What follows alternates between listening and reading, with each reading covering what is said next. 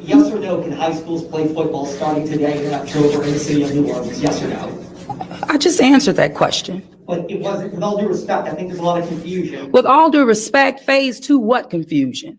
We've been in phase two. We will remain in the phase two. The guidelines are very clear. So yes or no, can high schools play football? Phase two.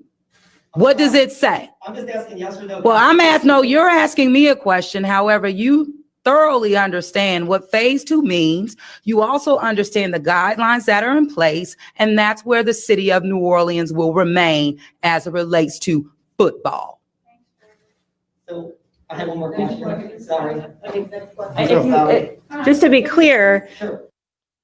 God damn! Yes, indeed, y'all. This is episode 309 of the Spann Report. I am your host, Mr. Spann, and that was the mayor of New Orleans, like getting fed up with the questions of whether or not there will be high school football in the city of New Orleans this coming fall, man. And like real talk, it's kind of crazy, like how we're behaving as though like there isn't a full blown ass pandemic, just kind of ravaging across the fucking country and shit. Like we're reaching 200,000 people may have like dying from this particular pandemic right now.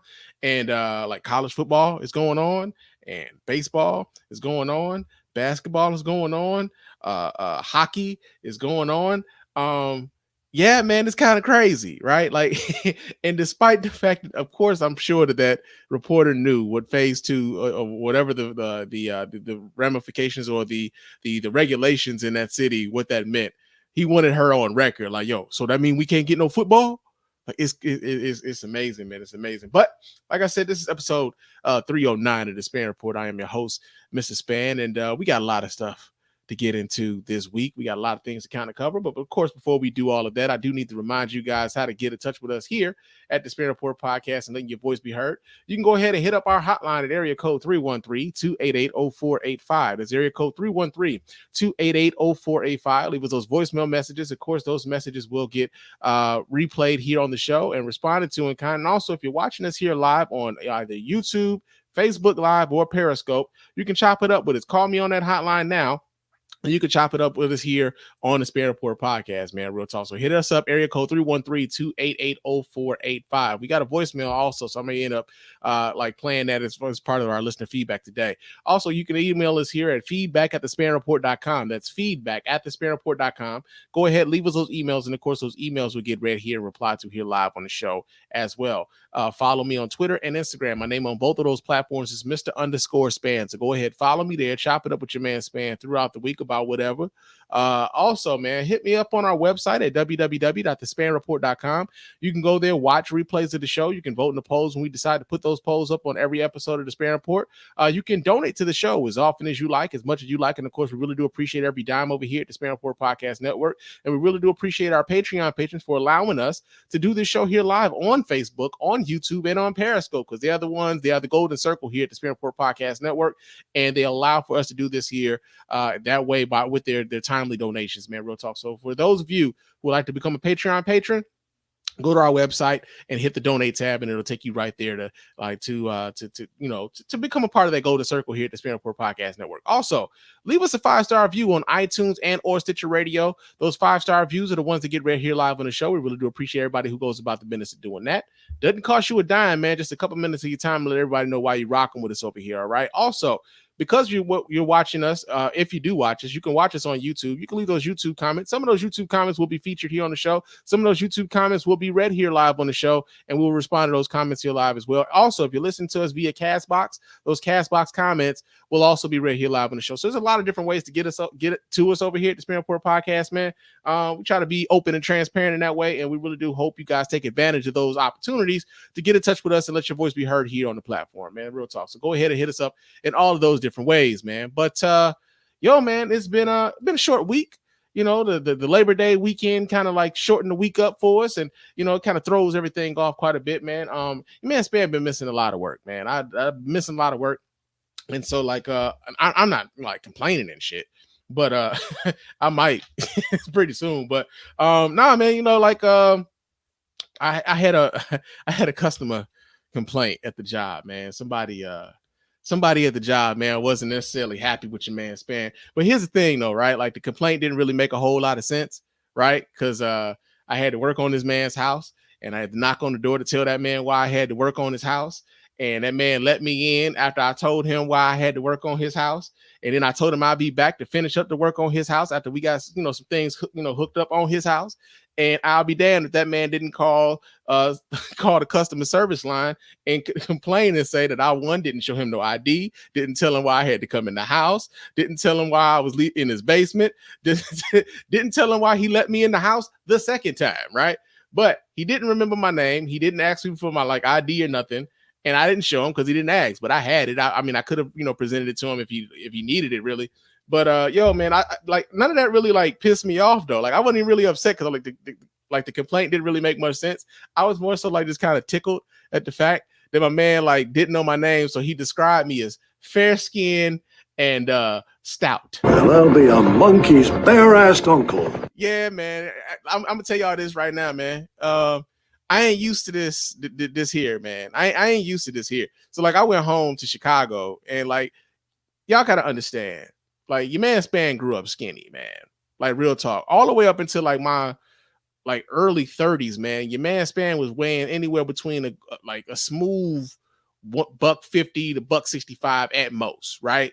But times have gotten a little bit more prosperous for your man, and you can say that. I'm eating better than I was when I was 25 to 30. I'm eating a whole lot. I mean, the quality of the food I've been eating has been a little bit better. The quantity of the food hasn't necessarily grown because I don't really eat once a day, really. Like I eat one big meal a day. Typically I might snack here and there throughout the day, but your man Spann been putting on some pounds, man. I went to the doctor last year for my yearly physical. My doctor was like, yo, Spann, you could stand to lose about 10, 15 pounds, right? He told me that. He's like, you've been gaining weight. You didn't gain 10 pounds every year for the last 5 years, right? Like you could stand to lose a little weight. And at the time I might've been 210, right? So a couple weeks ago before I had to go home to Chicago for the services for my grandmother, I got on that scale and that scale said I was at 218, man. I was like, damn, that's the heaviest I had ever been. And I know for some of you who I know it don't sound like a lot, but when you coming from somebody who's typically 150, 165, that's a lot of weight. And so just yesterday I hop on the scale and that boy said I weighed a smooth 205. 205 pounds, man. And I ain't really did nothing different. I mean, other than go to work, I guess. You know what I'm saying? That's the thing. I got a really physical job, man. I put in a lot of walk-in miles and shit at the job. I'll be looking at that Google, not the Google Fit, but the Samsung Fit or whatever, Samsung Health or whatnot. That should be saying I done walk the equivalent of 9 miles a day while I was at work. I done walk the equivalent of 7 miles a day. And that's not counting all of the shit I be carrying, tools and pipes and all sorts of shit, man. So I get a lot of workout at the job, not even trying, man. So for those of you who are asking me for the workout regimen and stuff like that, I mean, I don't really have one. Don't have a diet plan for you. I just eat once.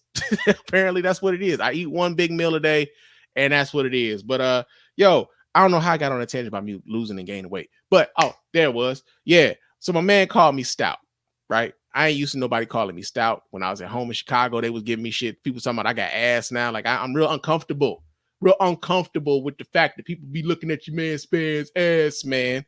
Ain't nothing I'm used to. You know what I'm saying? But yeah, man, they call me stout. Fair skin and stout. I mean, another way to put that is that light skin, that thick light skin they go over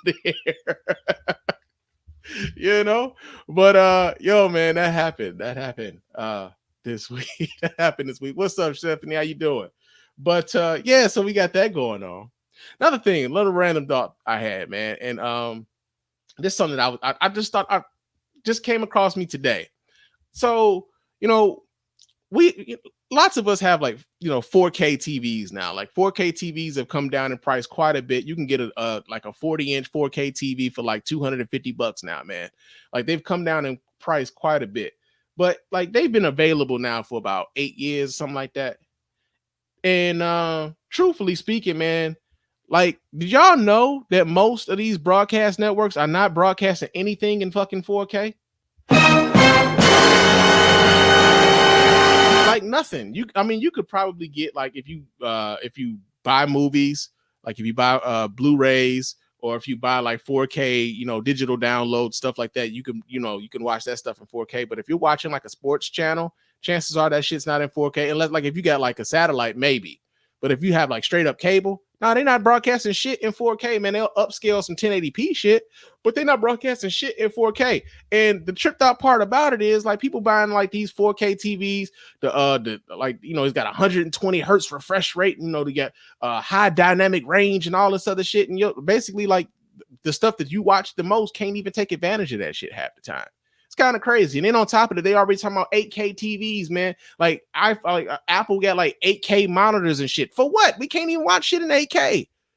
We can't even, like, what are we doing, man? So I was just thinking about that. Like, that's crazy that 4K TVs have been around that long and we still don't have actual 4K broadcast television. It's crazy, man. It's kind of nuts. That's something I was thinking about, man. But I did say that we had some listener feedback. So let me get to that listener feedback, because a few people were kind enough to send us some emails over the course of the week. So let me get to them. Our first email here comes from, Reggie writes in. He says, "First things first, Spann, I'd like to send my deepest condolences to you and your family. Your grandmother seems like she was a special lady, and it's clear that she had a profound influence on your life. Be strong, brother, in these times of darkness. I'd also like to say that one of the things that I appreciate about your show, and it's why I continue to listen, is because you're not afraid to let us in. I mean, you're not telling us all your business, but I like that you aren't afraid to express your feelings and allow your emotions to be expressed. So don't worry about the crying. You're human. Anyway, I hope and pray for your continued health and success, and just wanted to encourage you, keep your head up, Spann." Hey, Reggie, man, real talk. I appreciate that so much, man. I really do.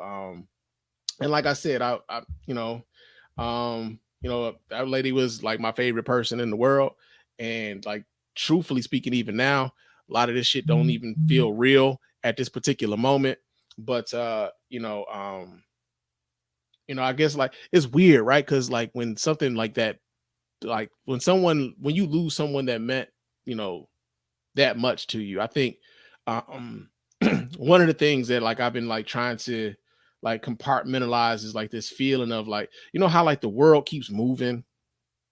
You know what I mean? Like, like this really big thing has happened to you in your life, but like it's small in the grand scheme of things of everything that's going on. And so, like, as much as you would like for the world to recognize what's happening to this person that meant so much to you, like, the world keeps moving. And I've been like trying to navigate my feelings around that, man. Like being back at work, like, like right back into the routine of things, man.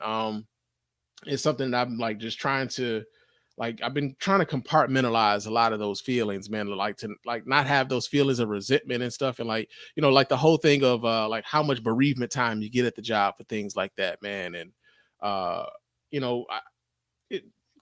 appreciate you sending those condolences, Reggie. Real talk, man. I thank you, man. And thank you for listening and your continued support, man. Thank you. Get another email here. This is from, they signed this Renee 1908. Okay. It says, "Mr. Spann, you owe no apologies for crying on episode 308. I'm surprised you were able to do a show at all, as I don't think I could have held up. Also, I'm a longtime listener of your podcast, and we've been here when you talked about the death of your uncle, your father, and now your grandmother. We all know that death is a part of life, but that knowledge doesn't make it any easier, and I can appreciate you being willing to talk about that with us. You and your family will definitely be in my prayers." Well, thank you, Renee, for writing in. I mean, I like, like, there was I want to say it was a guy from Three Guys On, Andy Klein, I believe it was. I think he said this on Facebook a while ago, and he talked about like single host podcasts, like just being like a audio version of a blog. And they, it's funny because it's so fucking true, man. Like, truthfully speaking, man, although we talk about some of the things that are happening in the world and everything else, a lot of times, man, I'm on this mic and I'm talking about some of the things that I'm dealing with, some of the things that I'm feeling. And truthfully, it's just like how I'm feeling about how I'm seeing everything happening in the world. And sometimes that's, you know, talking about the things that are happening to me. And so, now, I mean, try to be as honest as I can without, you know, giving y'all too much, but I can appreciate that, you know, that you felt the need to send those condolences, and I appreciate that. I really do. Yeah, man. Y'all got a nigga feeling all warm and fuzzy and shit. But no, man, like I don't I appreciate it. I do, man. Yeah, Granny was special. Granny was special. I think, like, another thing too, while we're talking about this, 2020, man, it's been a bitch. Like, 2020 has been a year among years, bro. Like, you know, 2020 will go down as uh like one of the worst years, man, probably ever. With so many things going on politically, so many things going on socially. Like, this world seems like it's at some sort of a tipping point right now. And then, you know, with the coronavirus, and, like, you know, I was just thinking about this earlier this week, man. I've lost two of the most influential people in my life. I've lost this year. With my high school principal, Miss Helen Stanton Hawkins, who died from COVID-19 earlier this year, and with my granny. So yeah, man, 2020 has been hard, man. Just trying to maintain and get through, and just, like, you know, what's the word that I'm looking for? I guess maintain, I guess, you know. Because truthfully speaking, no matter what, like I said, the world keeps going, and I'm responsible for a lot. So yeah, man. The world ain't gonna stop moving because your man Spann sad at the moment. You know what I'm saying? You got to figure out a way to push through, and that's what we're trying to do now, man. Like, so, like, podcasting is one of those things, man. Like, I feel like this is almost like therapy for your boy. I get on here and I talk a lot of shit. There's a lot of the things I talk about is like the things that I really, really care about and the things that I'm passionate about. So yeah, I thank you. I thank you, Renee, for writing in, real talk. But I can't find this voicemail. Somebody left us a voicemail here, so I can't find it. We'll probably get to that on the next week's show. But it's time for us to get into the news.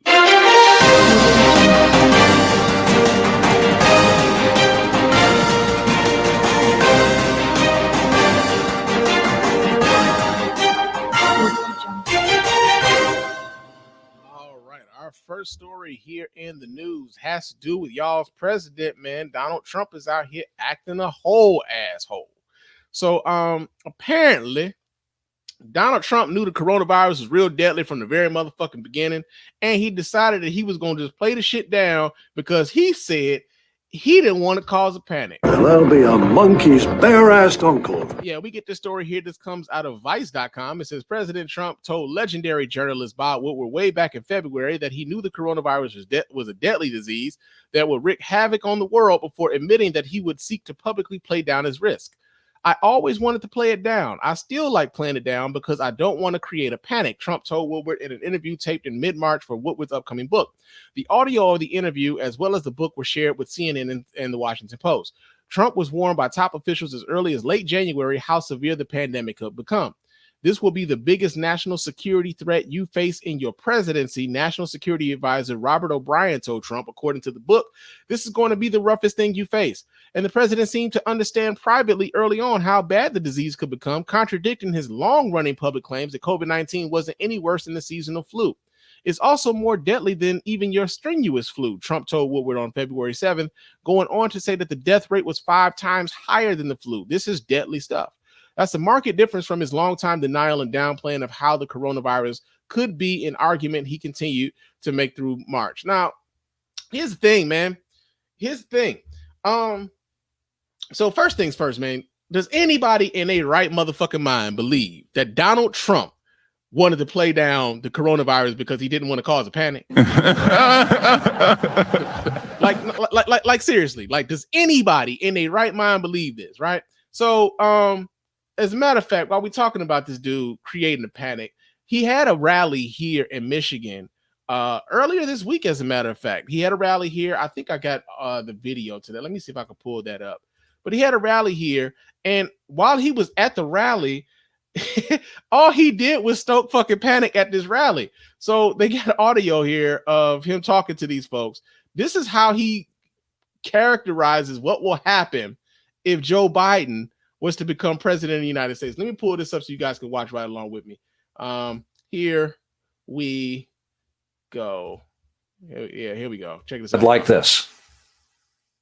Now he wants to surrender our country to the violent left-wing mob. Rioters, anarchists, arsonists, and flag burners flood your state with refugees from terrorist hotspots around the world. The left wants to get rid of me so they can come after you. Confiscate your guns, shut down auto production, delay the vaccine. They want to destroy your suburbs and indoctrinate your children. The murder rate in Democrat-run cities is higher than in Afghanistan. You will have crime like you've never seen before. No city, town, or suburb will be safe. All right. Now, but not create a panic. No, not him. Not him at all, right? Get the fuck out of here, man.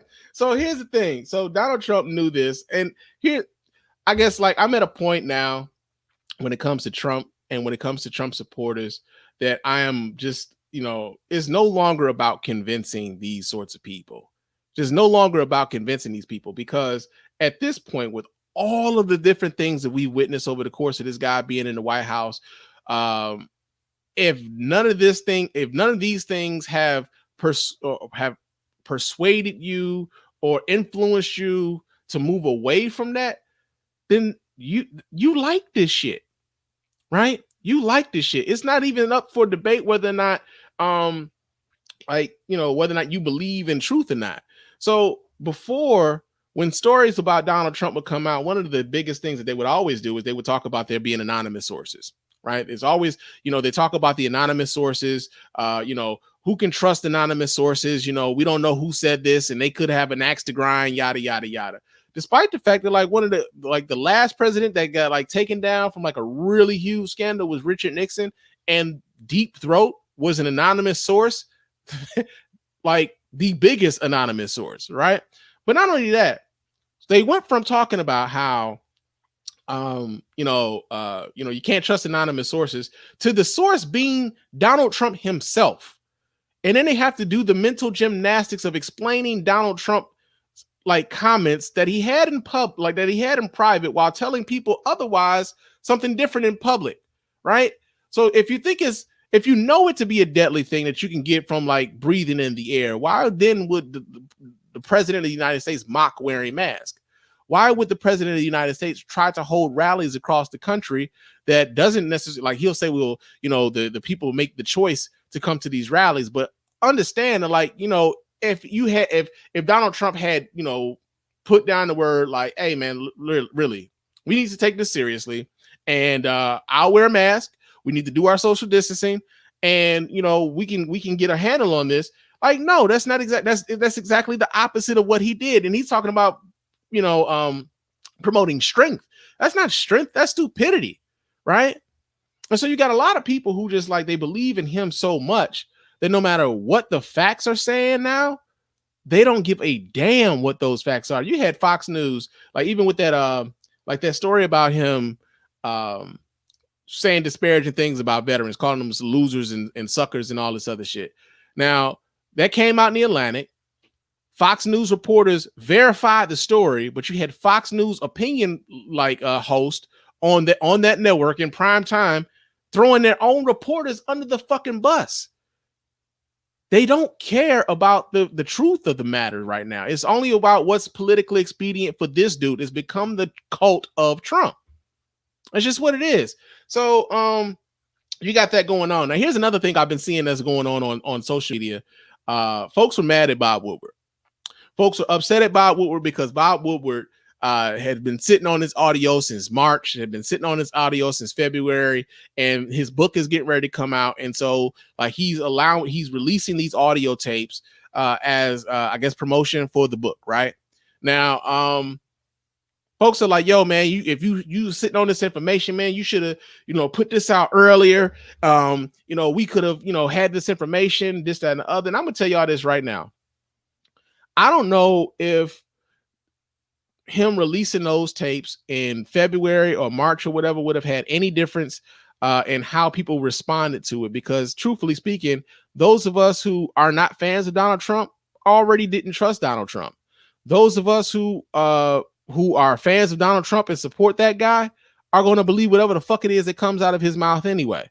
Despite even if we have contradicting information, those folks are just going to say, well, it's Trump. Like they'll figure out a way to like absolve him of the contradictions of his statements.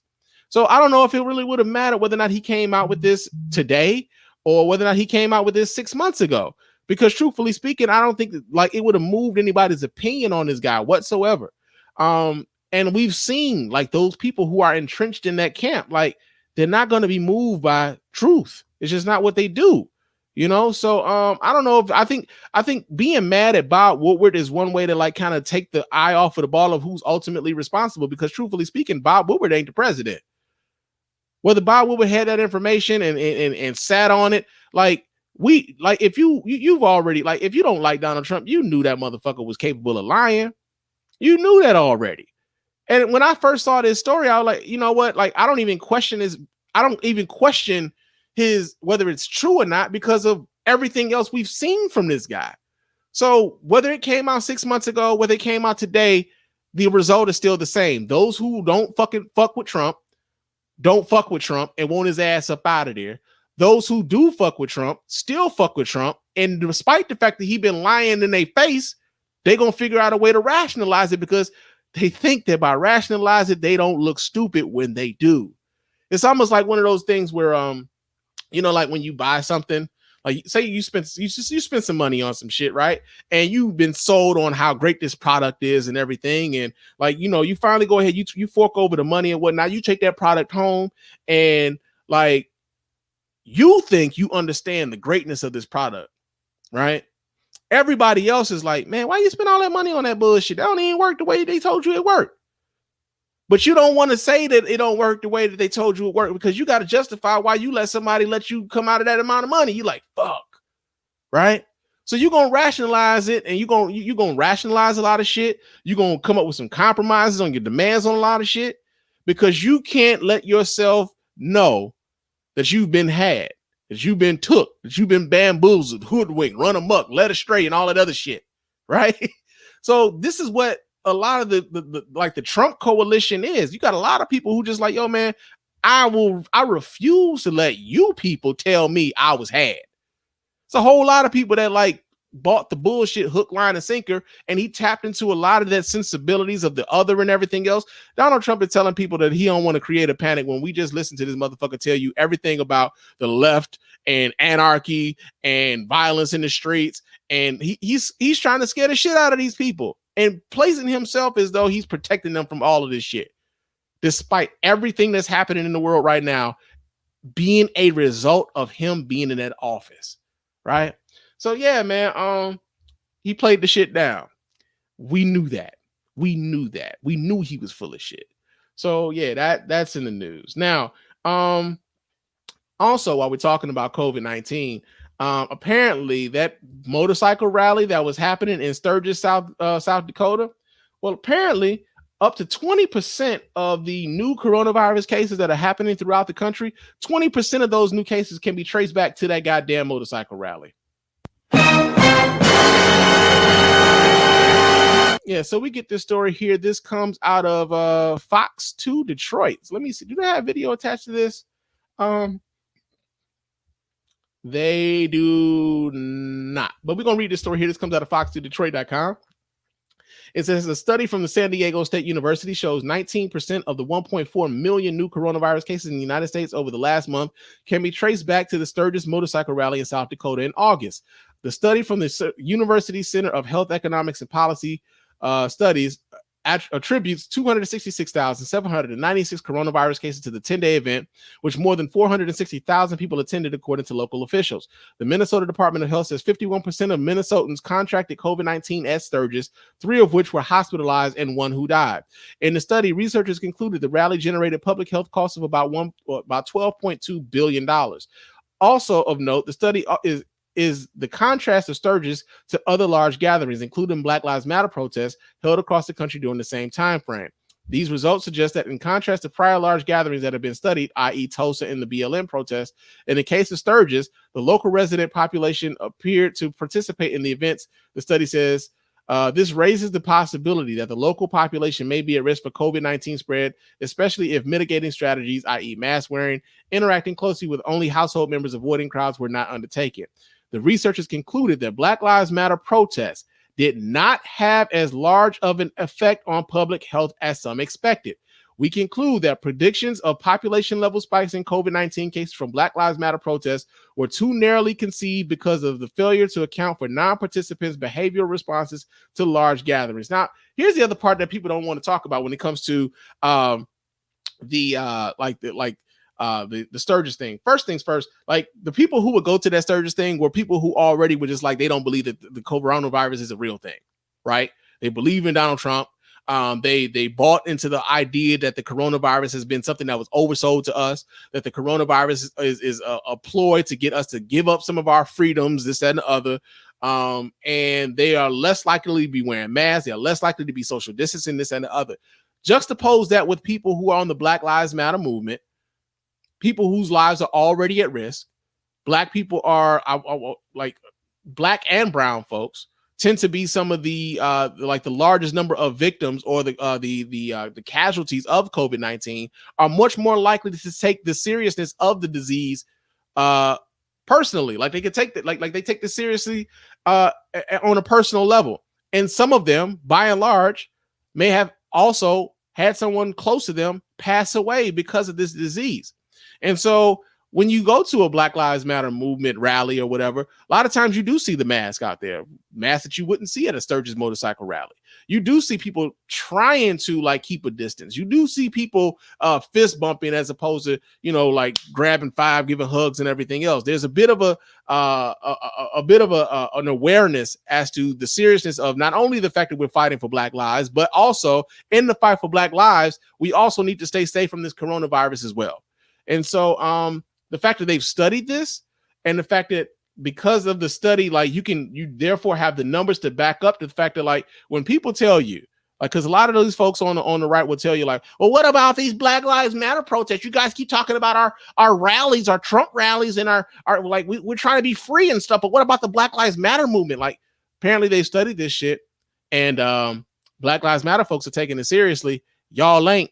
And because of the fact that y'all aren't, the coronavirus is ravaging through this nation, and we're number one in the world for coronavirus. So, yeah, man, that's in the news. Yeah, they don't get it. They don't get it. And here's the thing, in that they don't want to. You know, we're at a point now where it's just like people just do not want to, right? They just don't. And Stephanie's in the chat. She said, "I don't want to cause a panic while trying to create a panic." Exactly. Again. Who's believing any of this stuff, right? Who's believing any of this stuff coming out of like, I mean, obviously there are people who do, but still that's still kind of wild. But that's in the news. Now, another story that we got here in the news is Charlemagne the God of the Breakfast Club is creating a new podcast network along with iHeartMedia. So we read the story here. This comes out of the Podcast Business Journal. It says iHeartMedia and syndicated radio hosts Charlemagne the God have jointly launched the Black Effect Podcast Network. The shows on the network, curated by Charlemagne, will focus on diverse perspectives. The Black Effect Podcast Network launch lineup will include Drink Champs with Nori and DJ Effin, All the Smoke with Matt Barnes. Looks like they dropped Stat Jack off of that one. The 85 South Show with Carlos Miller, DC Young Fly, and Clayton English. Horrible Decisions with Mandy B and Wheezy. Dropping Gems with Debbie Brown. Holding Court with Ebony K. Williams. Carefully Reckless with Jess Hilarious. Street Politicians with Tamika Mallory and my son. Hot Happy Mess with Zuri Hall. Untitled with Bonang Matheba. Hello Somebody with Senator Nina Turner. POD with Ashley and Tammy. Straight Shot No Chaser with Teslin Figaro. I know her. Seems like there's a couple of Bernie Sanders acolytes. Laugh and Learn with Flame Monroe. Executive produced by Tiffany Haddish. Checking In with Michelle Williams. Cut It with Stephen Smith Sr. No Ceilings with Glasses Malone. Gangster Chronicles with MC8, Reggie Wright Jr., and James McDonald. It says, Blackness has an immediate culture shifting effect on everything, says Charlemagne. Blackness controls the cool. Blackness is the culture, but Black voices are not monolithic. The only way to appreciate the diversity of thought and experiences in Black culture is to build a platform for those voices to be heard. Oh, haven't we heard that before? Unapologetically Black experiences, unapologetically Black thought, unapologetically Black ideas, blackly, black, everything Black everything. The vision for the Black Effect is to amplify, elevate, and empower emerging and established talent. Our goal is to shift the narrative from Black creatives signing transactional deals to instead forming legacy partnerships that build generational wealth while allowing each creative to have an equitable stake in their future. As a longtime partner of iHeart, it is an honor to make history with them. So I'm gonna just say this, man, as a longtime podcaster, I've been here long enough to remember when like radio folks look down on the like podcasting, right? Like I remember when people didn't know, like people are now becoming like, you know, aware of what podcasting is, but you still got a large swath of folks who be like, man, so how do I listen? You know what I'm saying? Like, how do I listen to a podcast? How do I listen to your podcast? You know, and that's part of the reason why you try to make your podcast available on as many platforms as possible. It's part of the reason why I'm doing this on Facebook and on YouTube and on Periscope, because it gives people another avenue to listen, right?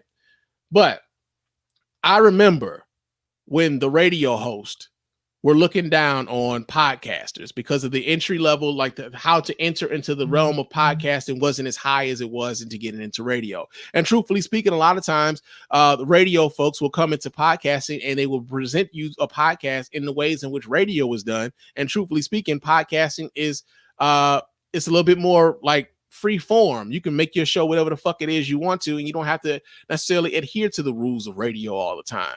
And so I just thought that was interesting. Like, okay, so here's another rich radio guy coming into podcasting, talking about elevating Black voices. Here's the other part about that, though. Most of those voices are names that you've probably heard of because guess what? They are famous. Right? They are famous. Not a lot of those names on that list were people who did not already have platforms to begin with. So there's that. Like I said, Nina Turner was a fucking surrogate for Bernie Sanders. Teslin Figaro is a surrogate for Bernie Sanders. I actually she's been on the Breakfast Club a few times and will be talking on and was a correspondent on Fox News. Ebony K. Williams was someone who used to be a reporter on Fox News. Like MC8, like, you know, Compton's Most Wanted podcast. You know, it's like I be having mixed feelings a lot of times when I just see like the names. Like I don't know why, man. I don't want to be like, I don't want to be this guy. You know what I'm saying? I don't want to hate on us. You hate on a nigga. I don't understand why you hate on me, nigga. We don't understand. Show love, nigga. It don't show nothing. It don't cost nothing to show a nigga love. Are we doing it getting money? Show a nigga some love, nigga. Wabbity dabbity. Niggas out here don't love me, nigga. Yeah, it's definitely like diversity in Black voices, as long as they are voices that aren't that have as long as they voices aren't voices that have had issues with him. Yeah, that's true too. That's true too. But yeah, man, I guess it's like on some wait and see shit. You know what I'm saying? Because truthfully speaking, like I said, like these are some of the same folks that, like, you know, we watch shit like Revolt TV and like some of the things that like I remember that like that Revolt, like State of the Black Union or whatever, like they had with T.I. on the stage with Candace Owens and all these other things. And I know they're talking about like Black voices aren't a monolith, and I know that there are some people who don't necessarily agree with your man Spann, right? Yeah, I'm just saying I guess I gotta have a wait and see sort of thing, because yeah, man, I'm just skeptical right now. I'm skeptical. They could prove your boy wrong, right? Real talk. They might have some really dope ass shows on that network, but it's on some wait and see shit from your man Spann, man. Real talk. But yo, that has been the news.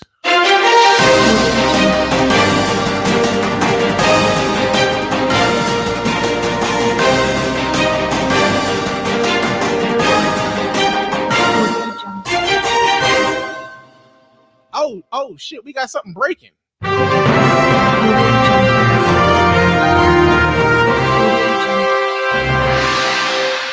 So apparently Canada just reported that they have 0 COVID-19 deaths for the first time since March. God damn! How in the fuck? So we're gonna read this story. This comes out of US News and World Report.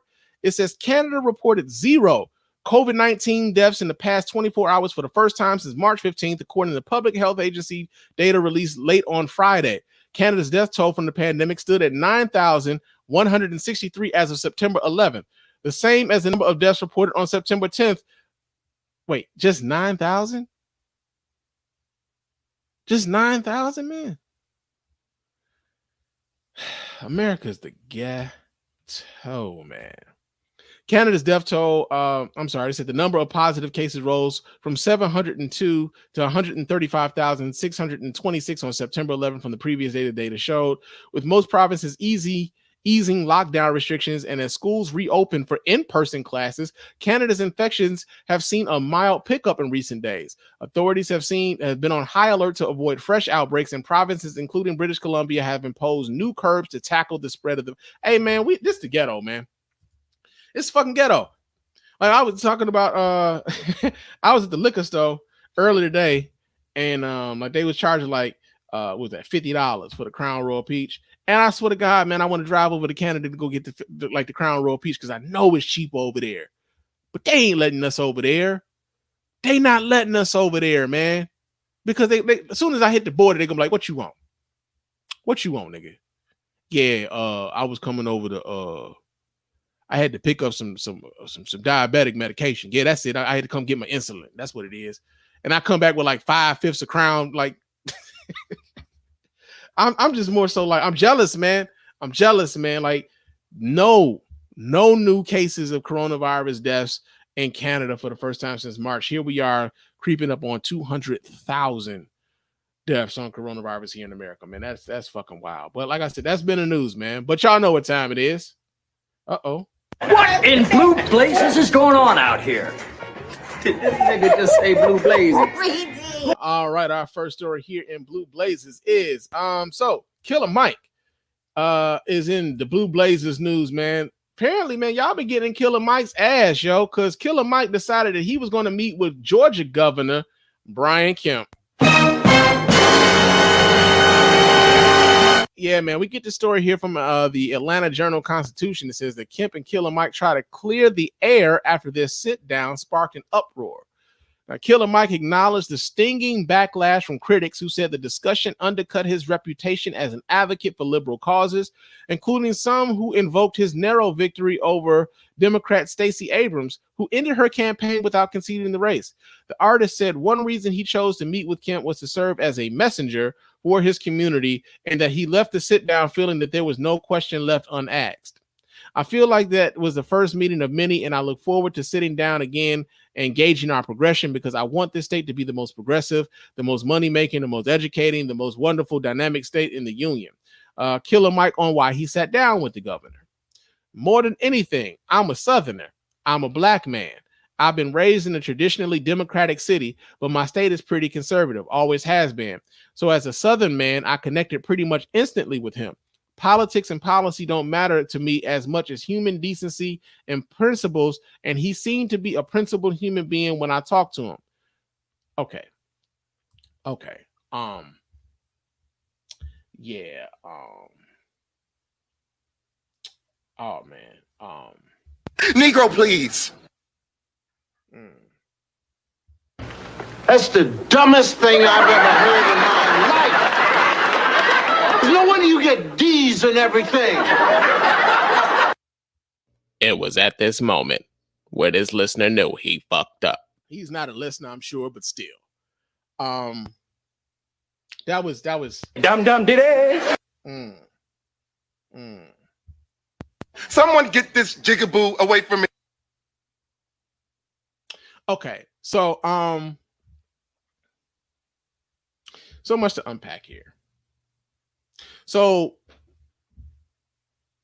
he talks about him being able to connect with Brian Kemp just on being a Southern man, right? Like we're both Southern, we're men, and I can connect with him in that way. He seemed like a genuine, decent person when I spoke with him. And I wonder if he would lend that same credence, that same level of benefit of the doubt when it came to Kamala Harris. Why couldn't he do that? Why couldn't he lend that level of grace to her when it came to whether or not she could be seen as a decent human being with good intentions? Killer Mike was one of those folks who were trumpeting the idea that, like, well, first of all, talking about Kamala being a cop and Kamala locking up, large swaths of brothers, right? That's the talking point against Kamala. It has been from the very time like she announced that she was going to be running for president. Killer Mike and those of the Bernie Sanders wing of the Democratic Party, of which they don't really belong to, besmirched that lady's character, exaggerated that woman's record, called her the police, to the tune of like folks just not even, for one, dimming the enthusiasm for her campaign, but also dimming the amounts of monies that she could raise to continue said campaign. The irony of, like, not only that is like Killer Mike's penchant for meeting with people on the right wing side of things and then having to walk those things back, right? And this isn't the first time, like, because like he did this with Joy-Ann Reid, right? Like Joy-Ann Reid talked to, well, like, okay, so let's go back. Killer Mike met with a dude who goes by the pseudonym Coleon Noir, who was the black dude over at the NRA TV station, or TV channel or YouTube channel that no longer exists because, sued. But he was the cool Negro over there. Coleon Noir, he was like the one dude over there. He was the black guy for them to say, hey, we take niggas too. Right.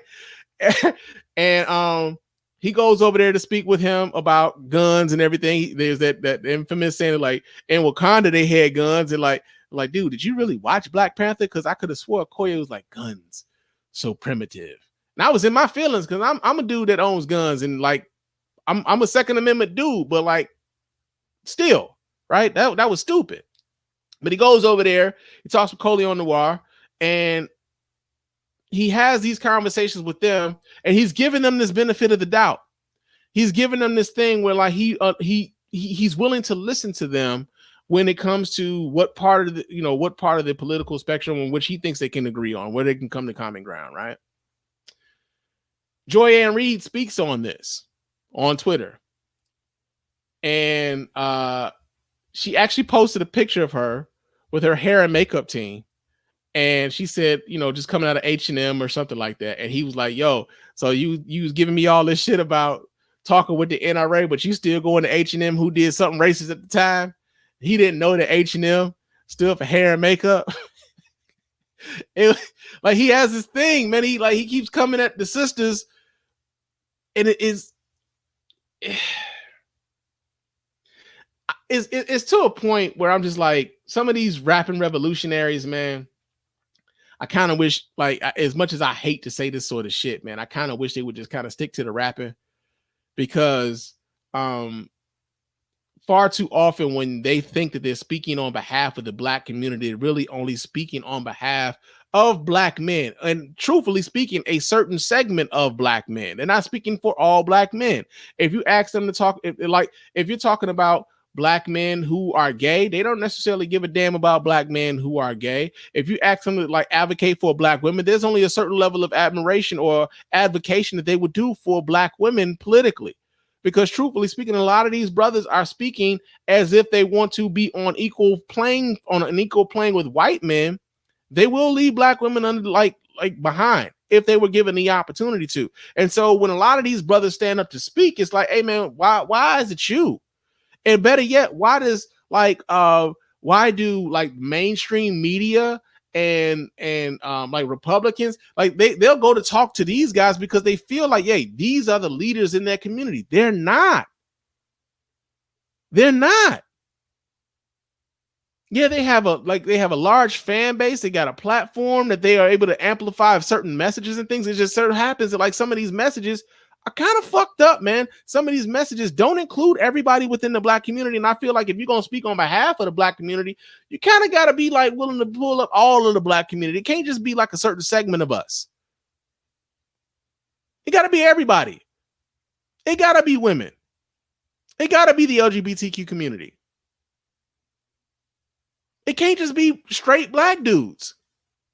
And he talked about him connecting with Brian Kemp on the fact that they were Southern men. That was his connection with him.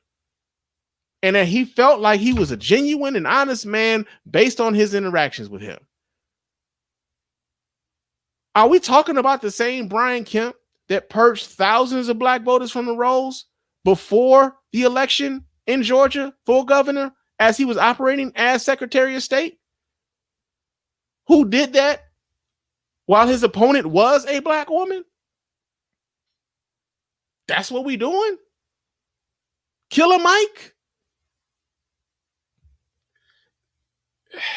I don't know, man. I kind of get why he got some of this backlash, but here's the flip side. I'm not a devil's advocate kind of nigga by no stretch of the imagination, but the other side of this that I kind of wonder about is whether or not any of these sorts of discussions can ever be fruitful, right? I understand that we are in a very polarized, tribal state in America, and I know I talked about like the moderate, right? We talked about moderates a few weeks ago, and sometimes folks just don't trust moderates because moderates always see things on both sides of the aisle. They always they're willing to make compromises that folks who are a little bit more strident aren't necessarily willing to make those compromises, but the moderates kind of come to the middle to try to help move things forward incrementally as opposed to things not moving past it all, right? The thing is, I guess, is it's about trust and whether or not you can trust that the people on the other side are dealing with you in good faith. And judging by what we've seen from the other side, so to speak, I don't necessarily believe that those people are operating in good faith. I feel like the people on the quote unquote other side are looking at this as an opportunity to say, hey, we reached across and talked to one of you guys as leaders. We're willing to have the conversations. You guys have to be willing to work with us. And truthfully speaking, when we're talking about Black lives, when we're talking about Black opportunity, when we're talking about discrimination, when we're talking about death, when we're talking about how all of these things affect us as a community, truthfully speaking, I don't have the room. I don't have the room right now to talk to you as though these are just merely political disagreements. These aren't merely political disagreements. Lives hang in the balance on this. And if you think that people advocating for Black life and Black freedom is a political disruption or political discussion, then there's no reason for us to even be talking because you obviously don't even see us as human. So that's where I am right now with it. I don't know what, maybe Killer Mike is somewhere else with his thoughts on this. Maybe he believed that Brian Kemp would be, operating in good faith. I can't say that I believe the same way that he does. Stephanie's in the chat room. She said, it can't just be straight Black men. It cannot. It cannot. If we're going to be free, we all need to be free. And unfortunately, there's like this thing where like they keep going to these same guys. It's as though like they want this singular Black leader, this singular Black man to become the leader of Black people. And I know like folks tend to talk about this in much the same way that they talked about, say, for instance, Dr. King, like, you know, Black America needs another Dr. King or Malcolm X. It's like, no, we shouldn't need that. We shouldn't need that. At this particular point, it's 2020. The civil rights movement began over 60 years ago. The fact that we're still having some of these same arguments, these same discussions 60 years later, as America promotes itself as the greatest country on earth, is wild. Is wild. So, yeah, man, that's in Blue Blazes. Another story that we got here in Blue Blazes, as we talk about these rapping revolutionaries, is Ice Cube, man. So Ice Cube decided to talk about voting. And I gotta say, man, I enjoyed the Death Certificate album a lot more than I just enjoyed this discussion. So let me pull this video up so you guys can watch right along with your man Spann. Let's see what Ice Cube is talking about when it comes to voting in America, or why you should or shouldn't. Let's see what he's talking about, y'all. Yo, what's up? This your homie Ice Cube. Here to talk to my black folks. You know, I just want to be straight up because there's a lot of messages going out about this election. First and foremost, anybody telling you that you gotta vote, that it's your duty, that you have to exercise the right, and that people died for you to vote. For one, that right there, he wasn't sure about what the fuck he was about to say. Let's just say that right now. He wasn't sure. He like, shit, I might have just put myself in a corner. I didn't really need to, but I gotta fix this. People did die. Yeah. But nobody walked out their house to go die for you to vote. They were killed by probably some racists that don't want to see us get anything. Yo, that's for one, is ahistorical as fuck, man. Like, he's trying to parse the reasoning why people were dying around the time where they were trying to keep black people from voting, right? He's trying to parse, like he can thread this needle as to, well, it's almost like how people are talking about COVID-19 right now, right? So you got people who, when they talk to, like, especially like some of these people on the right wing side of things, they talk about COVID-19 and like the death toll. We're coming up on like 200,000 people in America who have died as a result of COVID-19. And then you got these people on the right who are like, well, actually, you know, a lot of these people had comorbidities. You know, they had other conditions that were exacerbated by the COVID-19, but they really died from the other thing. But the COVID-19 kind of like helped that process along, you know, but it wasn't really COVID-19. It was this other thing that they were dying from. Right. And so the death toll from COVID-19, like by itself, is actually only like 10% of that number. So we really only have about 10,000 people that have died by COVID-19. Like, you know, like $10,000, like 10,000 people dying from, you know, anything is a small number. Right. They tell us never to forget 9/11. 3,000 people died that day. They tell us never to forget that day. And even if you try to mitigate this to like down, if you try to whittle that number down to 10,000, that's still 10,000 people, right? And so what Cube is doing here now is like, okay, so yeah, they saying, you know, black people died from, you know, they, you know, going to vote. They trying to tell you, man, black people died for the right to vote, but no, what happened was they didn't like walk out their door and like, you know, get killed, you know, just for like, you know, to go vote, you know, like some racist rolled up and like killed them. Why are they killing them, Cube? Why would they do that? Why were they coming up with so many different fucking rules to keep you from doing that? Why were they coming up with poll taxes, Cube, and literacy tests? Why were they coming up with like, you know, legacy laws and shit like, well, if your great granddaddy or if your granddaddy couldn't vote, then you couldn't vote? Why were they keeping women from the right to vote? Why were they threatening these people with death? Why were they threatening what happened to those what was it those poll workers that went down to Mississippi? I think they based the movie Mississippi Burning on the death of those 3 poll workers who came from up north to help register people to vote down south. Why are those 3 people dead right now, Q? Come on, man. What are you doing? But he says more though. Let me let him finish. But what I'm saying that to say this: be skeptical of anybody telling you to vote and not telling you to ask for anything, or to tell you to just vote and not to get anything for your vote. That's not how it works. That's not the process. You don't vote just to vote. You vote because you're getting something, or your community is getting something. So everybody that's telling you that, man, look at them and say, what are you getting? Because people that just want you to vote and not ask for nothing, people that's in power that want you to vote but don't want you to get anything, or not asking for you to get anything economically, they suspect. Okay. Now, truthfully speaking, I don't know anybody in the black community who's asking anybody to vote for anybody and not ask for anything. More often than not, when people are telling you to vote, they're telling you to vote your interest, right? And then they're contrasting what we have in office right now, contrasting that with what someone else is promising us should they get the office, right? All of these people are promising you things in order to get to the office, right? And this is part of the process. So one of the things I think Cube has misconstrued is that, like,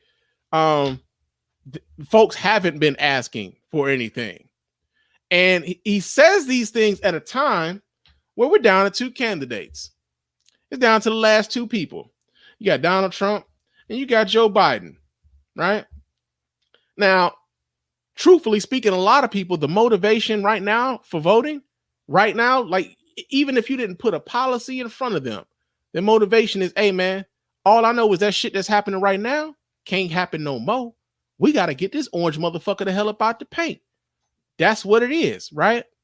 But the other thing that I think is interesting is that while he's talking about not asking for anything, not demanding anything, like, you can tell who the people are who don't fucking read, because had he searched on that computer that he's on, maybe, or the supercomputer that be in your pocket half the time, had he did a little Googling, had he did a little Binging, had he did a little Yahooing, he could have found the platforms of the candidates that were available. Also, where was his message 6 months ago?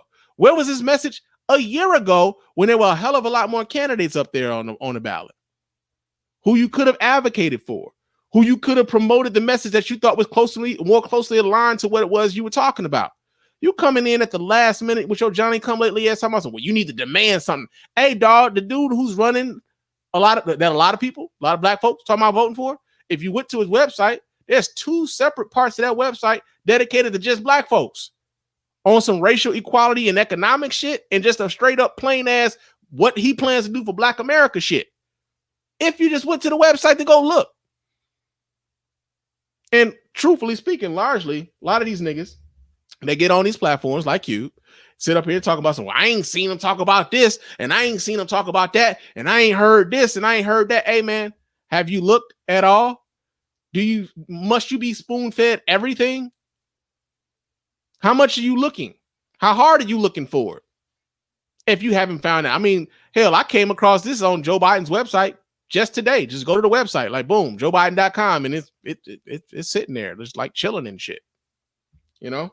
But Q's is talking about people telling you to go vote as if they're suspect. No, people are telling you to go vote because if you look at what's happening right now, there's so many different obstacles that they're putting in front of you to keep you from voting that, yo, why do they want us to not do this?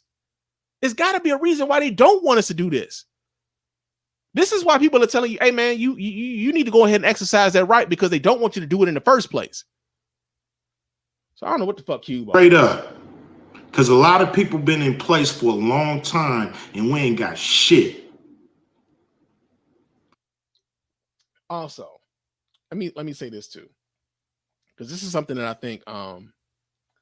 think we sometimes can become like a prisoner of the now. And so to say that, like, a lot of people been in place for a long time and we ain't got shit. I don't know if that's like a subliminal to like Joe Biden, because Joe Biden's been in politics for 47 years. But like, here's the thing, like, and I've seen this, like Joe Biden was responsible to his constituents in the state that he was a representative for, right? Like to say that, like, well, Joe Biden's been in Congress for this amount of time, like, yeah, he's responsible largely to like the people that elected him in that state. But also, as bad as we feel things are right now, I'm sure our parents and our grandparents can remember a time where the shit was a lot worse. And so being a prisoner of the now, you would think that like, yeah, man, things is fucked up, man. It's still fucked up for black folks, this and the other, and kind of like gloss over some of the progress that we have been able to make from then, right? We've had a president of the United States be a black man. We've had black people be elected to the United States Senate and holding powerful positions in Congress. We've had black people on the Supreme Court. We've had black people, elected mayor and governors of states and across the, in this country. We've had black people in positions in like to head Fortune 500 companies. Like, although, like, and these aren't to say that like these are just like the epitome of success. It's just to say that like these are things that weren't not open to black people years ago, and these things are happening not as often as they should, but these things are happening.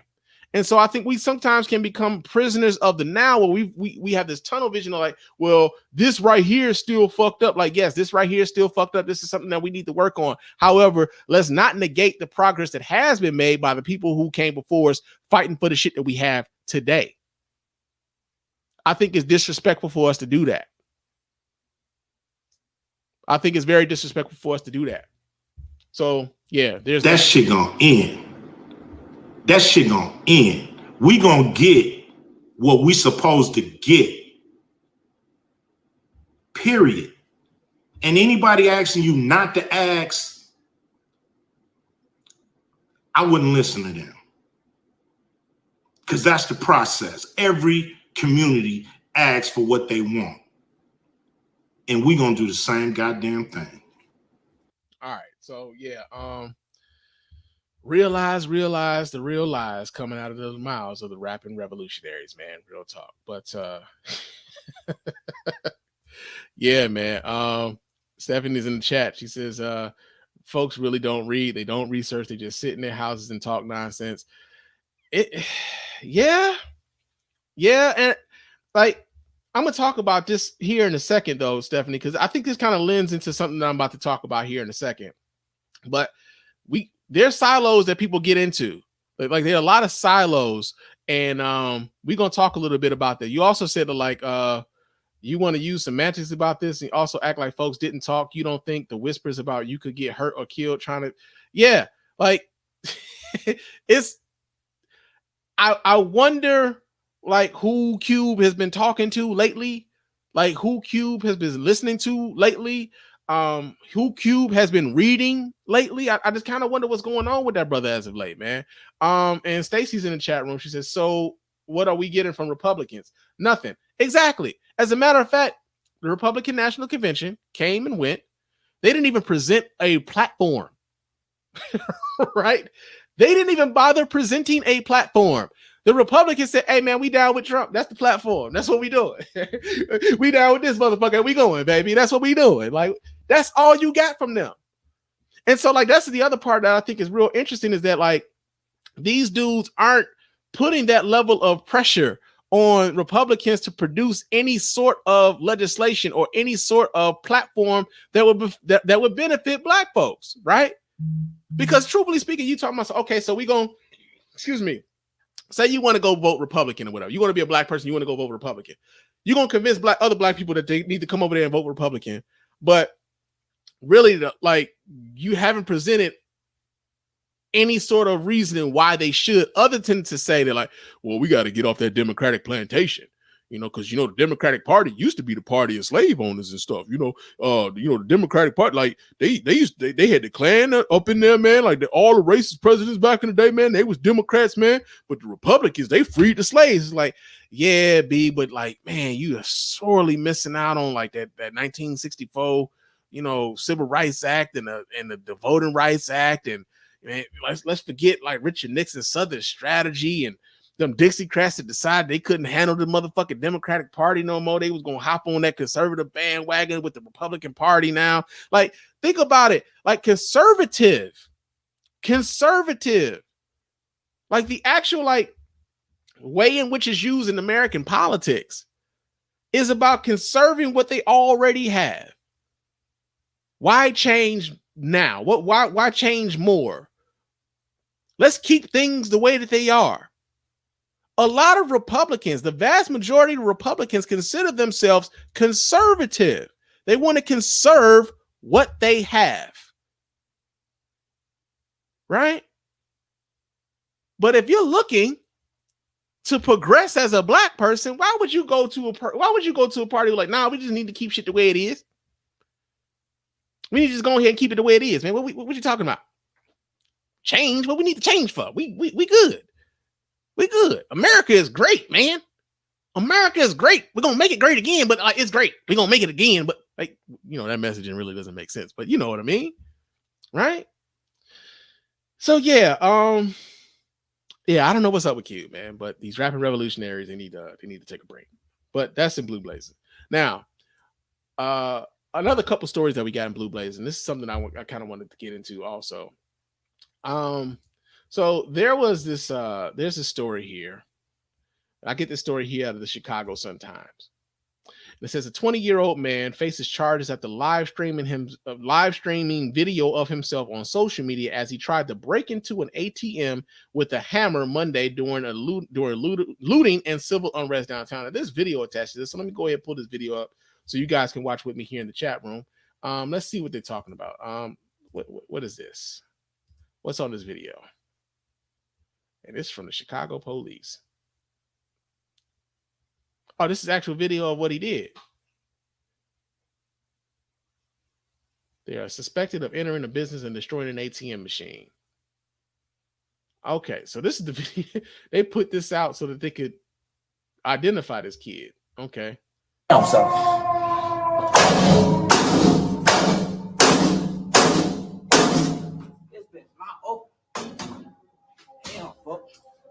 This weak ass hammer, put it in her, fool.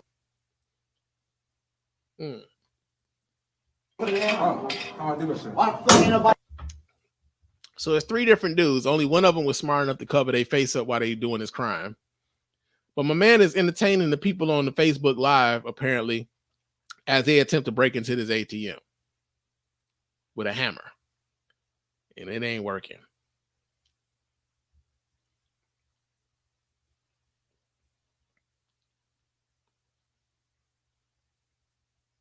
All right. So this video doesn't really have sound. They're not really playing the sound, I guess. Yeah, they're not playing the sound. But yeah, so this story, this is in Chicago. Young man trying to break into a ATM, right? So we got that. It says, hold on a second, let me pull that down. But the story says that Aaron Neal of West Englewood now faces felony charges of burglary and criminal damage to property for the alleged incident in an 800 block of North State. Chicago police announced Saturday. Police were able to identify and arrest Neal after he stared directly into a cell phone camera, smiled, and brazenly went back to breaking into an ATM with a hammer early Monday, Chicago Police Superintendent David Brown said. Investigators received tips through the online portal where video footage has been uploaded from the widespread theft and property damage that overtook the downtown area and other neighborhoods. We posted this video on our website, and within 90 minutes, members of the community contacted us and solved this crime, Brown said. What happened downtown and on the west side last week had nothing to do with protesting. It was criminal behavior, and it would not be tolerated in the city of Chicago. Now, here's one thing, too, that I think kind of goes against this notion of black people not giving a damn about black on black crime or whatever, because I'm pretty sure that there was black people who may have been like upset with the fact of like, hey, man, what the fuck are you doing? Right? Black people who knew this dude. Black people who saw this video when he was, when he was broadcasting his live on Facebook. I'm pretty sure black people were upset with what the fuck he was doing, and it was black people that turned him in. This notion that black people don't give a fuck about what's happening in the neighborhood is bullshit. Don't let anybody tell you different. All right.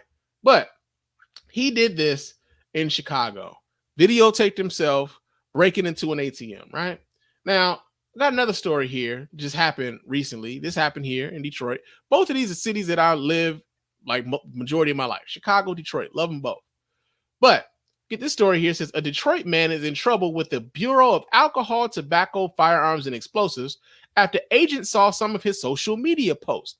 Jeremy Massey was already in trouble with the law. He is involved with 2 separate court cases of Macomb and Oakland County for multiple felonies, including unarmed robbery, obstructing a police officer, and leaving the scene of an injury accident. ATF was monitoring his Instagram account, which went by various names, including East Baby Slim. Agents pulled a variety of screenshots from the account. Some show Massey posing, pointing, and sleeping with a gun, and using what appears to be marijuana. His Instagram posts were enough for federal authorities to obtain a search warrant for his Detroit home. They recovered a Glock, and Massey ran out the door. He is now facing federal charges in addition to his 2 other cases. Now, I wonder if they had video to this as well. Let me see if they do. They do. Oh, they do have video. Let me pull this up so you guys can watch this right along with your boy. Here we go. Let's see what they're talking about here. Come on. Let's act like we're trying to podcast today, computer.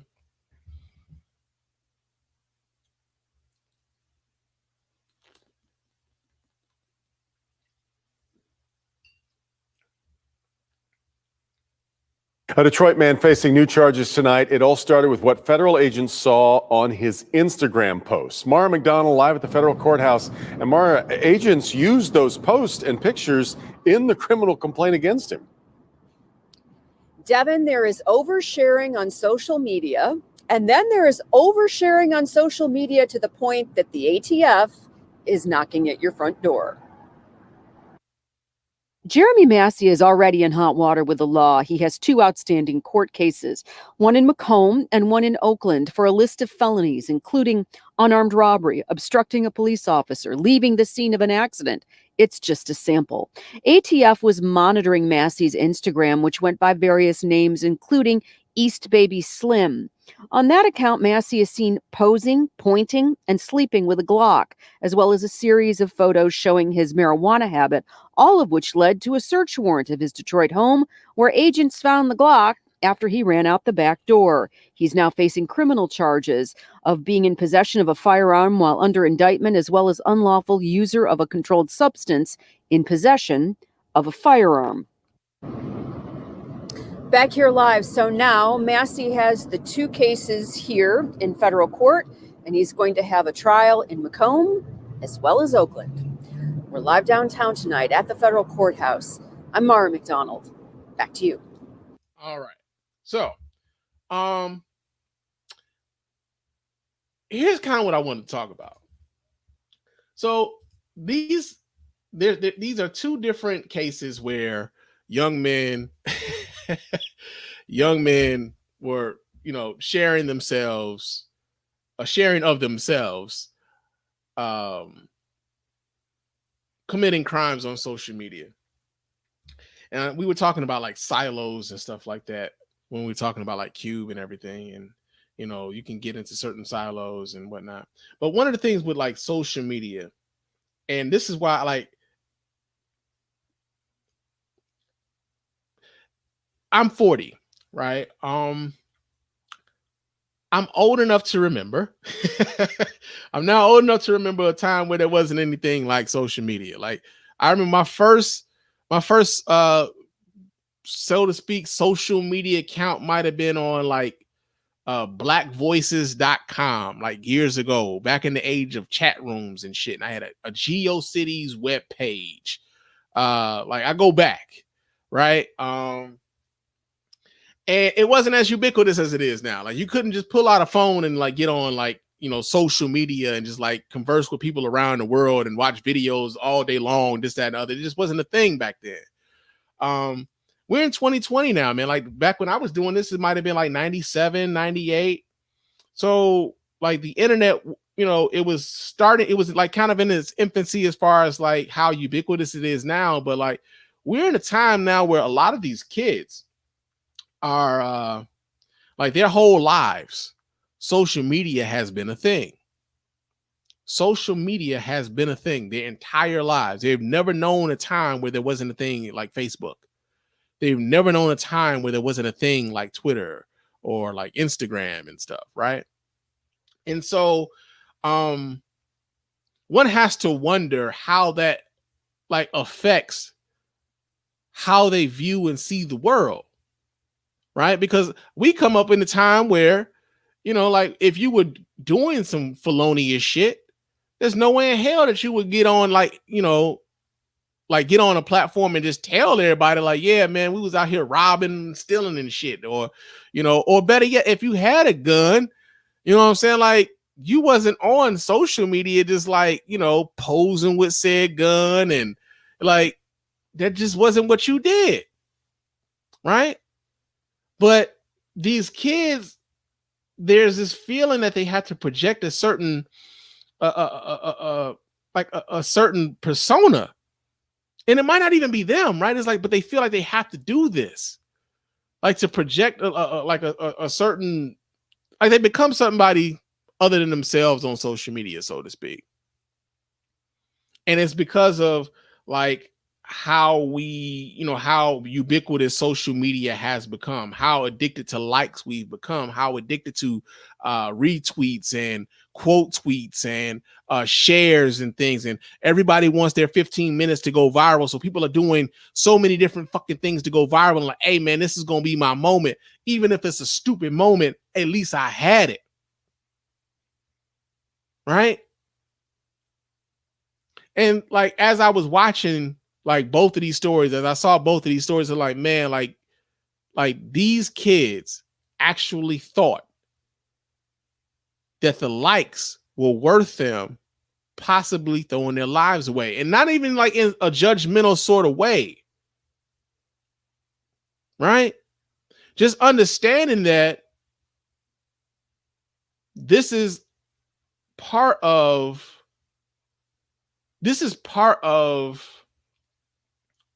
how they've grown up, to where everything about your life you share. Everything. So people get on social media and they share details. Sometimes we'll tell them like, man, y'all we don't need to know all this. We talked about this all the time. I hate when I see parents disciplining their kids for social media. I hate that shit. Like, truthfully speaking, nobody gives a damn about your kid. And now your kid is embarrassed and your kid is like humiliated, all because you decided that you thought the likes were worth the humiliation of your kid. I hate that. People, when on vacation, I'm guilty of this, like on vacation and shit, and like you take a picture like, hey, we kicking into such and such, right? And the danger of that is like if motherfuckers really know where like you live at and shit, like coming to break into your house because they know you ain't home. That kind of shit. Like, because we're older, we can remember a time where there's certain things that like for social media, just like we just won't do. Right? Like we just won't do it. But for these kids, this is all they know.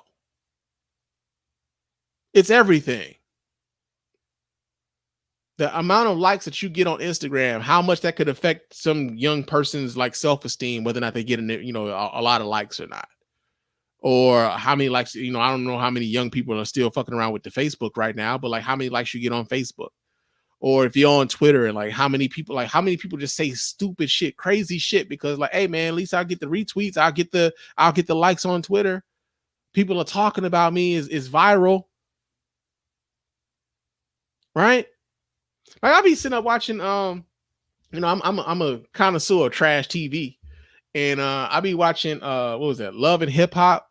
I'll be watching Love and Hip Hop. I'll be watching what was that? Marriage Boot Camp Hip Hop Edition, where they really just be having a whole bunch of love and hip hop, like, ex, cast members and shit on there. And one of the people that was on there this last season was like Hazel E. And I know a lot of y'all was like, who?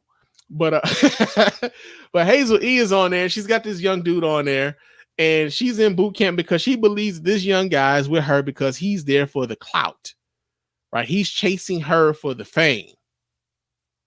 Meanwhile, as she's on the show, she's leaking information during the taping of the show to talk about the fights that are happening, to talk about who is dealing with who, like just dropping all sorts of information because she too is hungry for the likes and the clout and the attention. And as I'm looking at these stories, man, I'm just looking at like a bunch of young people who are at this particular moment doing these things for the gram, doing it for the Facebook, doing it for Twitter. And I'm just like, man, like, it's going to be weird. Like, well, not necessarily weird, but it's going to be interesting to see like the studies that are going to be done years from now, or the studies that conclude a few years from now, when they talk about how social media has changed the way we communicate, has changed the way we navigate the world. Because I was talking about this with a buddy of mine at work. As we were talking, like, we were kind of talking about like, some familial issues and stuff, and like how family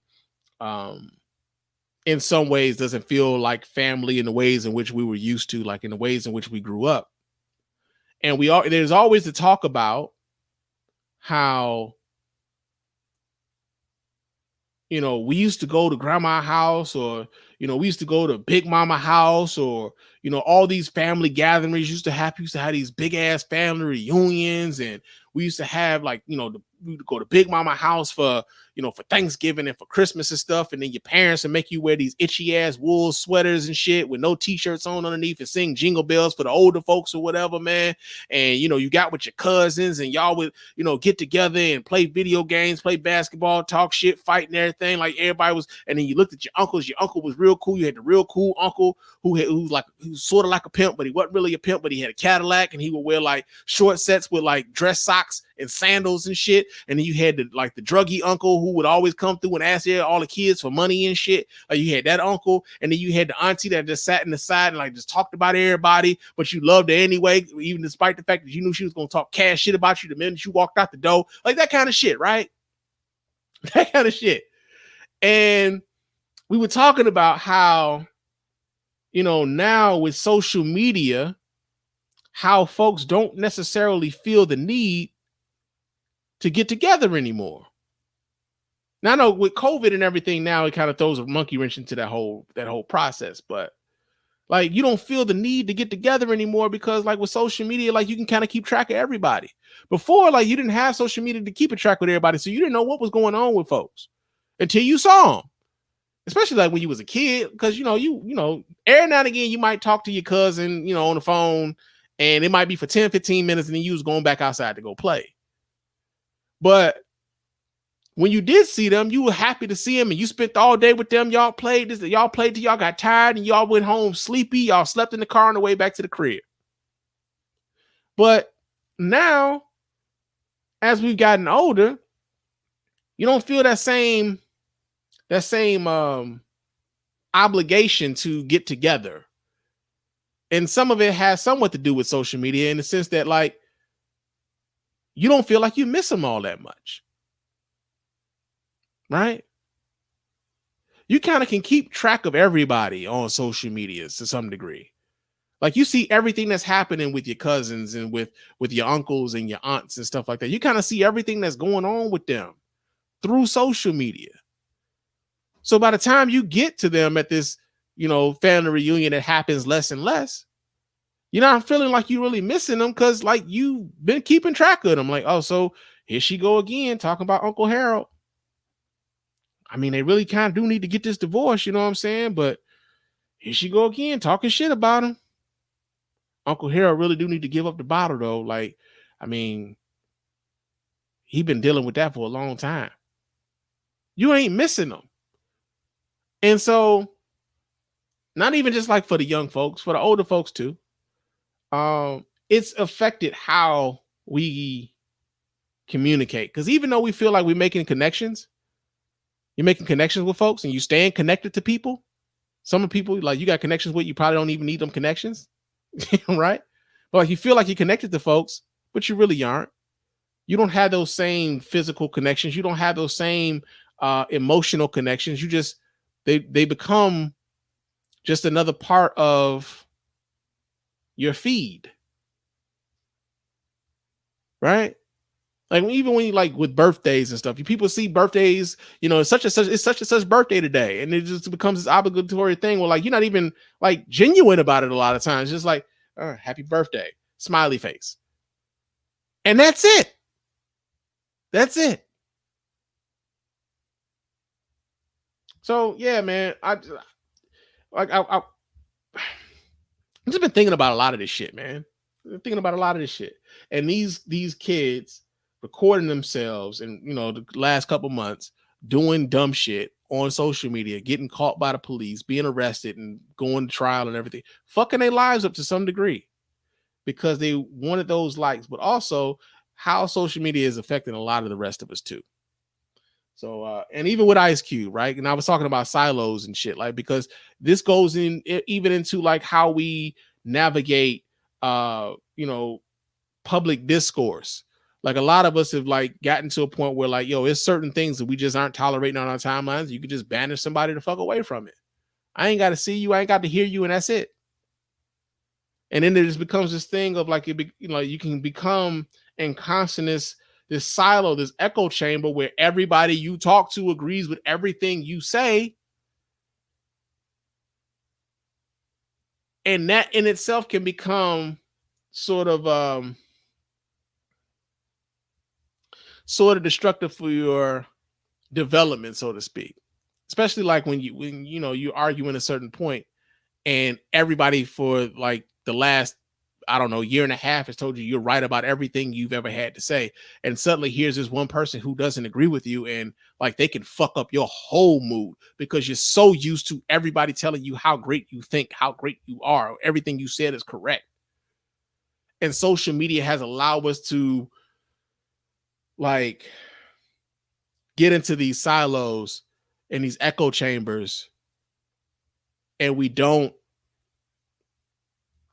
have the like those conversations, those real conversations that need to be had. Now I know that like that can even sound cliche sometimes too, right? We were just talking about Killer Mike having a sit down with Brian Kemp. My thing with that is like like whether or not that's in good or bad faith. But truthfully speaking, like sometimes you do need to be exposed to thoughts that are opposite that of yours. If anything else, to strengthen your own argument. Right? And maybe, just maybe, you might be exposed to something that you hadn't considered. I know I have, by listening to people who have opened up my thought process and saying things or talking about experiences of theirs that have made me reconsider some of the positions that I've had in life. Y'all have listened to this over the course of the length of this show. Like, I ain't the same Spann I was 8 years ago, 5 years ago. So yeah, man, it's just been real interesting. Like I thought that was real interesting. I didn't really mean to go on like a tangent as long as I've been on this tangent right now. But yeah, I just thought that was interesting, man. Like the way the social media has got us moving, and it lends into a lot, man. It lends into a lot. That's in Blue Blazers. Now we do have one other story that's here in Blue Blazers, and this story here comes out of Pittsburgh. Now apparently there's a young lady, a young woman. Well, not is she young? I don't know. She might not even be young, but. But yo, this woman is well, let's just go ahead and do this, man, because I ain't gonna bullshit with y'all. You about to lose your job, get this thing. You about to lose your job, get this thing. You about to lose your job, get this thing. You about to lose your All right. Somebody about to lose their job, man. And this woman is a lady by the name of Wendy Bell. Now, Wendy Bell is a conservative-leaning radio host. She was formerly a news anchor that had been fired before, but she got on the radio to say that she believes that Black Lives Matter protesters or anyone who would deface a Confederate monument should be shot on sight. Let me go ahead and pull this video up of this lady talking this cash shit. So, let's see. Here we go. She was on KDKA in Pittsburgh, Pennsylvania. Let me go ahead and play this video for you guys. Here we go. We get this out of Reddit. My easy solution for the park rangers and hopefully snipers who are going to be watching for this is to shoot on sight. Shoot, done. No more messing with monuments. You want to mess with a monument? Done. Get out. Done. Get out. She's calling on snipers and police to shoot protesters if they decide they wanted to deface a Confederate monument. Now, mind you, again, we talk about Confederate monuments. Those are traitors to the United States of America. Like, they fought a whole ass war that they lost. You are supposed to be a citizen of the United States of America, not the Confederacy, which doesn't exist. But you're calling for the killing of fellow Americans if they disagree with the Confederacy.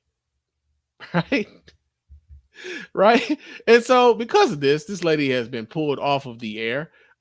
They decided that they were going to take her off of the air. But not only that, like I said, this isn't the first time that this has happened.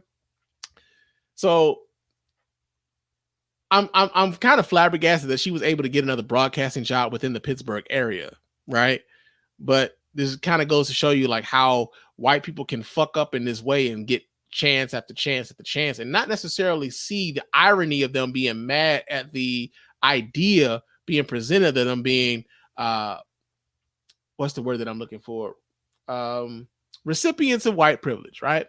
So we get this story here out of the Wrap. It said Wendy Bell, a former Pittsburgh TV news anchor, filed a lawsuit. Here's the thing: she got fired. She actually filed a lawsuit. She filed a lawsuit against her former employer Monday, saying the television station let her go because she's what? White. Yeah, it said Bell, who was fired after comments in a Facebook post about a shooting were deemed racially insensitive, said in her federal lawsuit against WTAE-TV that the station violated her civil rights by firing her because of race, according to the Washington Post. Bell is seeking back pay, punitive damages, and her old job back. Back in March, she commented on the shooting death of 6 African Americans in a Facebook post that would lead to her dismissal. She said, "You needn't be a criminal profiler to draw a mental sketch of the killers who broke so many hearts," Bell wrote. "They are young black men, likely in their teens or in their early 20s. They have multiple siblings from multiple fathers and their mothers work multiple jobs. These boys have been in the system before. They've grown up there. They know the police. They've been arrested." Bell was fired 9 days later after WTAE determined her remarks violated company policy. She had been with WTAE since 1998 and had won 21 Emmy Awards. 21 Emmys. Bigoted to all be damned. 21 Emmys. And she just now got fired from her radio gig for suggesting that Black Lives Matter protesters should be shot if they decide they want to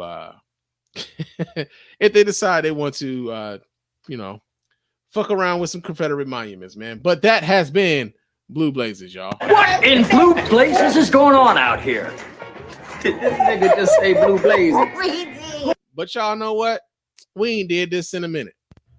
In the black community, pseudo-consciously based offenses are considered especially heinous. In the Yonk right, the dedicated misogynists who perpetuate frauds are members of an elite squad known as a Special Hotep Unit. These are their stories. All right, man. It's been a while.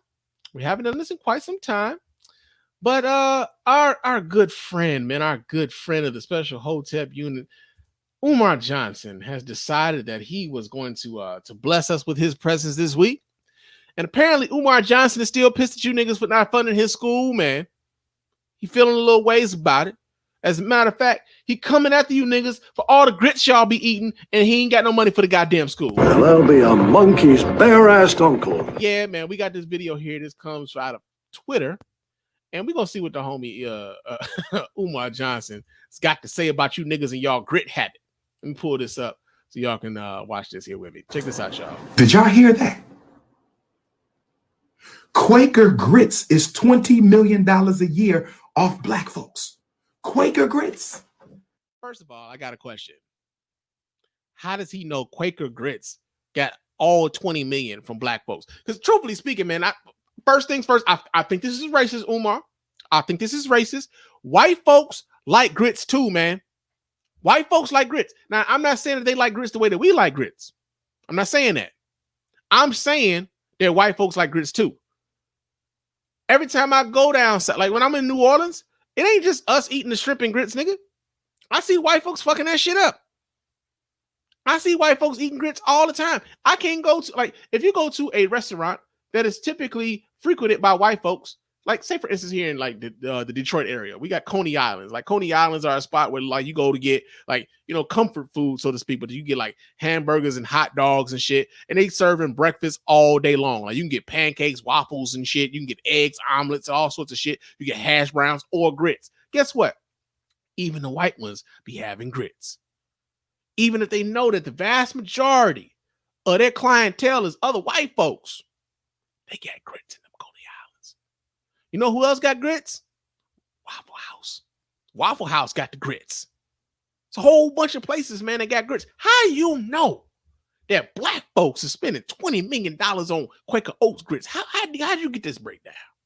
That's one of them things that's just kind of sticking in my craw, man. How do you know that? Can I have your grit money for 1 year? Give me your grit money for 1 year and I will build 10 schools across this country. Give me your grits. Give me your Quaker grits. No more grits for 1 year. Can we sacrifice our grits for 1 year? Can we sacrifice the grits? If you give me the grits, 19 million on Quaker grits. $19 million on Quaker grits, black folk, if you give me your Quaker grits. Give me your grit money. I don't want your Louis bag money. I don't want your Mercedes money. I don't want your weave, perm, haircut, Ed Jordan, Timberland money. Give me your grits. Hey, first of all, shout out to I Hate Jay Hollywood, man. He in this chat room talking about some, man, I don't know, Doc. I love grit. Shout out to him, man. Shout out to him. Cause yo, man, check this out, bro. Like, listen, Umar comes across as like, again, we talked about that uncle that always came by the holidays asking the kids for money. Umar Johnson is like that cousin that always got like a hustle going on. He talking about flipping this money, man. Hey man, like go ahead and, you know, give me this little money, man. I can flip this, man. And like it's a little investment, man. Just look at it as an investment, man. And I can flip this, and you know, I can guarantee you a return about 75%, man. I can guarantee you a 75% return, bro. I just need this little investment in my, you know, this little opportunity that I'm involved in. And I swear, man, I'm gonna get this money back to you 75% over, you know what I'm saying? But I just need you to get this initial investment through, you know? It's crazy, right? Like black people are always shamed. Black people are always shamed by other black people, you know, by the way, always shamed over what people spend their money on, right? Black people can't enjoy nothing. We have no, like, black people don't have the license to enjoy shit. Like if you want a Louis bag, well, you know, suddenly you don't give a fuck about black folks. If you want a Gucci belt, suddenly you don't give a fuck about black folks. Or how dare you go buy a Lincoln Town, not a Lincoln Town car, they don't even make those no more, man. How dare you go buy yourself like a Lincoln Navigator or something, nigga? Like, don't you know Lincoln was racist? Like, come on, man. Like black people, when if you work hard and you decide you want to like enjoy some of the spoils of your labor, you're going to be shamed for it. This nigga is shaming you, though, for the smallest of things. Nigga, you can't even enjoy grits. You can't even have grits, dog. He like, hey, man, give me your grit money, nigga. Grit money. I'll have schools across this nation. Hey, bro, listen here. Don't you got the school? You got the building, right? You got the building. Now you needed money to, like, refurbish the motherfucker, even though you said they had already refurbished the motherfucker. You needed more money to refurbish the motherfucker. Think about this, though. Like, hey, man, because, you know, of the COVID, a lot of people ain't really trying to send their kids to a building to be with other kids who may be around some other irresponsible motherfuckers. How about You have an online school, right? How about you take the monies that you keep soliciting people? This nigga been asking us for money for like damn near a decade now, man. Like, how come you ain't got the money? You can do the online shit. Hey, man, get your little Zoom program going, charge motherfuckers that want to go to your little Zoom program, and boom, there you go. Here I am trying to get this nigga ideas and stuff, and I don't even like this nigga asking for y'all grit money, man. The grits. He's mad at y'all for enjoying grits. But yo, man, that's been such a Hotep Unit. In the Black community, pseudo-consciously based offenses are considered especially heinous. In the Yonk right, the dedicated misogynists who perpetuate frauds are members of an elite squad known as a Special Hotep Unit. These are their stories. All right, and Stacey in the chat, I guess no money from me. Don't really care so much for grits. Oh, what? Oh, come on, Stacey. You can't be in the chat room besmirching the character of grits, man. You can't be in here doing that. I'm gonna tell y'all something right now, man. This is how you get your grits, man. You gotta have some good savory grits. I'm gonna tell y'all right now. Mrs. Spann's grits. Magnifique. I mean, sometimes I'll slum it and get like grits from like a restaurant or something, but Mrs. Spann's grits. Oh man, especially when she do the shrimp and grits. Oh my God, heavenly. But nah, man, you gotta get some butter and some salt, maybe a little bit of bacon, and like a little, some people put pepper in there, and I don't necessarily need no pepper.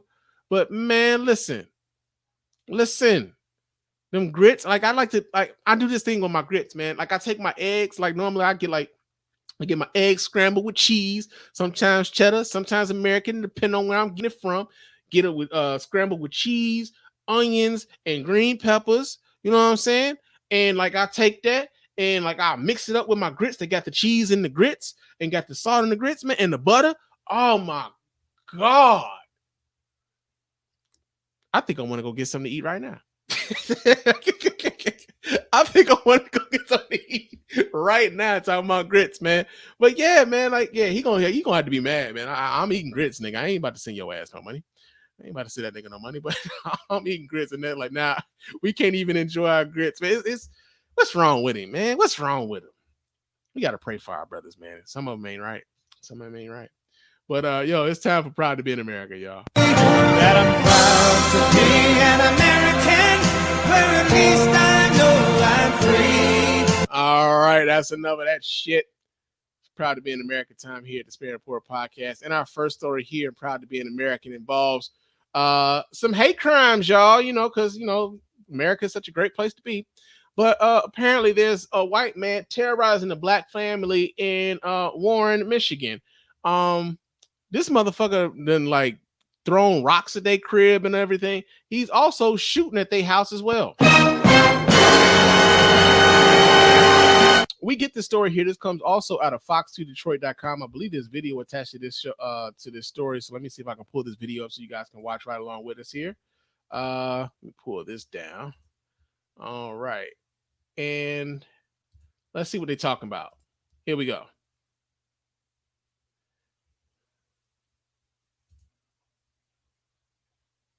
Okay, so they're showing video of this, apparently of this guy, walking around his black family's house.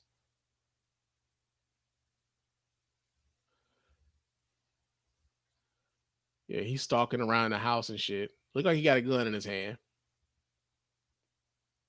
And he's got his face covered up. This is in Warren, Michigan also. That's Trump country, y'all.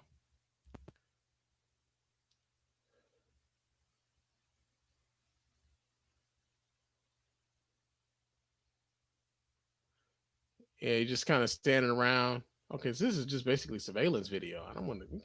That means I'm gonna have to narrate this shit. I don't want to do that. So let me so let me go ahead and read this story here as they got it here. Let me pull that back up. But it says video from the sides of houses in the Warren neighborhood showed a man dressed in a white sweatshirt and sweatpants, armed with a handgun, stalking around a home. Eventually, a muzzle flash can be seen from when he fires the gun. It's the third incident since Monday that a black family has been targeted by alleged hate crimes, and the second time he fired a weapon at their home. Warren police have begun an investigation into the attacks, which have become a nightmare for Eddie and Candace Hall. They're victims of hate crimes and intimidation, which we're not going to tolerate, Warren Police Commissioner Bill Dwyer said during a press conference. On Monday, a man took aim at the Hall family's home and fired multiple shots, hitting their truck. On Wednesday, the couple were further alarmed after someone threw a brick through the front window of their home, scribbled obscenities on their truck, and slashed its tires. The day after Foxy reported on the racist vandalism, which included a swastika, the family found themselves under fire a third night around 11:32 p.m. on Thursday. A man with his face concealed was spotted on multiple surveillance cameras stalking between homes. Now, here's the thing, and this is also something that I think is it's like kind of indicative of like the social media age in which we're living now. When we talk about those silos and getting around people who only agree with what we believe in and everything else. So when this story, I first got, when I first was aware of what was happening with this family in Warren, the story first was about them having like somebody wrote like racist shit on a truck of theirs. Like people had the tire slashed and everything. And the vast majority of the comments that I saw on the Facebook post from this news organization was of people equating this incident with Justice Smollett, right? A lot of folks simply do not want to believe like that racism is happening, right? Like that all of this racism happening, but ain't nobody got that racist bone. You know what I'm saying? Like the bones is missing. You know what I'm saying? Like the bones is gone, right? But that silo allows for people to just kind of pick and choose what they want to believe and what they choose not to believe. Now, the irony of this is this dude has hit their house 3 times in a week. First things first, I kind of wonder, like after the second time, how come it wasn't police posted up on the block, right? How come their house has been allowed to be hit 3 times in the course of a week where somebody they feel is targeting them because they're black?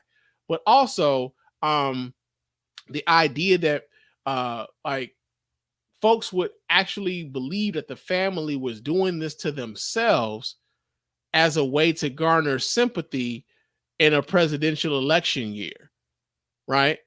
Like, is a lot of different, like hate crimes are happening across. As a matter of fact, we saw a spike in this when Donald Trump became president in 2016, and there was a downplaying of there was a downplaying of what was happening because people simply refused to believe that Donald Trump and his cohorts and his minions would be capable of doing such things. And then there were the people who were like maybe moderate Republicans who just didn't want to believe that they would associate themselves with people like that, right? But we're living in a time, like, again, like I said, everything is so polarized, everything is so tribal. They're like, yo, man, like we're at a time where like it's as if we're on like a tipping point. Like we can go one way or the other. Like we can turn away and go back to some sense of normalcy, some sense of decency, some sense of respect, some sense of it, or we can go the other way. We're like, okay, it's all out chaos and like shit's on, right? I hope we lean towards the former rather than the latter. But like, I really feel like shit's coming to a head, man. Like a lot of things are coming to a head, and because of the way we've siloed ourselves on social media to some degree, man. Things like this are like being exasperated, man. Real talk. Now, another thing I think is interesting that I got here in Blue Blazes, I'm sorry, not Blue Blazes, but Proud to be an American, is the fact that like, so there are Republican like politicians who are actively lobbying the Big Ten athletic conference to rethink their postponement of fall sports this year. God damn! Yeah, so we get this story here. This comes out of ESPN.com, and it says political leaders from 6 states sent a letter Monday to Big Ten Commissioner Kevin Warren and the league's presidents and chancellors, urging the conference to reconsider its postponement of the 2020 football season. Lee Chatfield, the speaker of the Michigan's House of Representatives, wrote the letter, which is signed by 9 other Senate and House leaders from Iowa, Minnesota, Ohio, Pennsylvania, and Wisconsin. All 10 lawmakers who signed the letter are Republicans, and the 6 states they represent include 7 Big Ten schools. The Big Ten announced August 11th that it would postpone the fall sports season, including football, because of concerns around the coronavirus pandemic. The league's Council of Presidents and Chancellors voted 11-3 to postpone, with only Ohio State, because of course, Nebraska and Iowa electing to proceed with the fall season, sources told ESPN. Recent actions taken by other conferences across the country to start football and other fall sports have placed the Big Ten and its members and students at a disadvantage. What the fuck does this have to do with the students? Right? What the fuck does this have to do with the students?